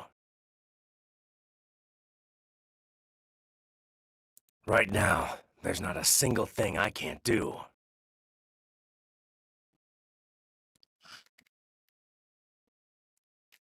Fuck, my stream's holding me. But alright, I don't want this stream to glitch out, so I'm gonna leave it there. But you guys can basically see what I was trying to create. So, appreciate y'all for the support. I hope y'all were able to learn something from my minutes. I'm gonna take a leak, fucking grab a snack, and I'm gonna come back with a Spark and Zero stream. We're gonna stream till about 1. We're gonna probably play on PC, play with some mods, and just chill out. So, I'll see y'all probably still. So, I'll see y'all on Spark in a little bit, man. Right now, there's not a single thing I can't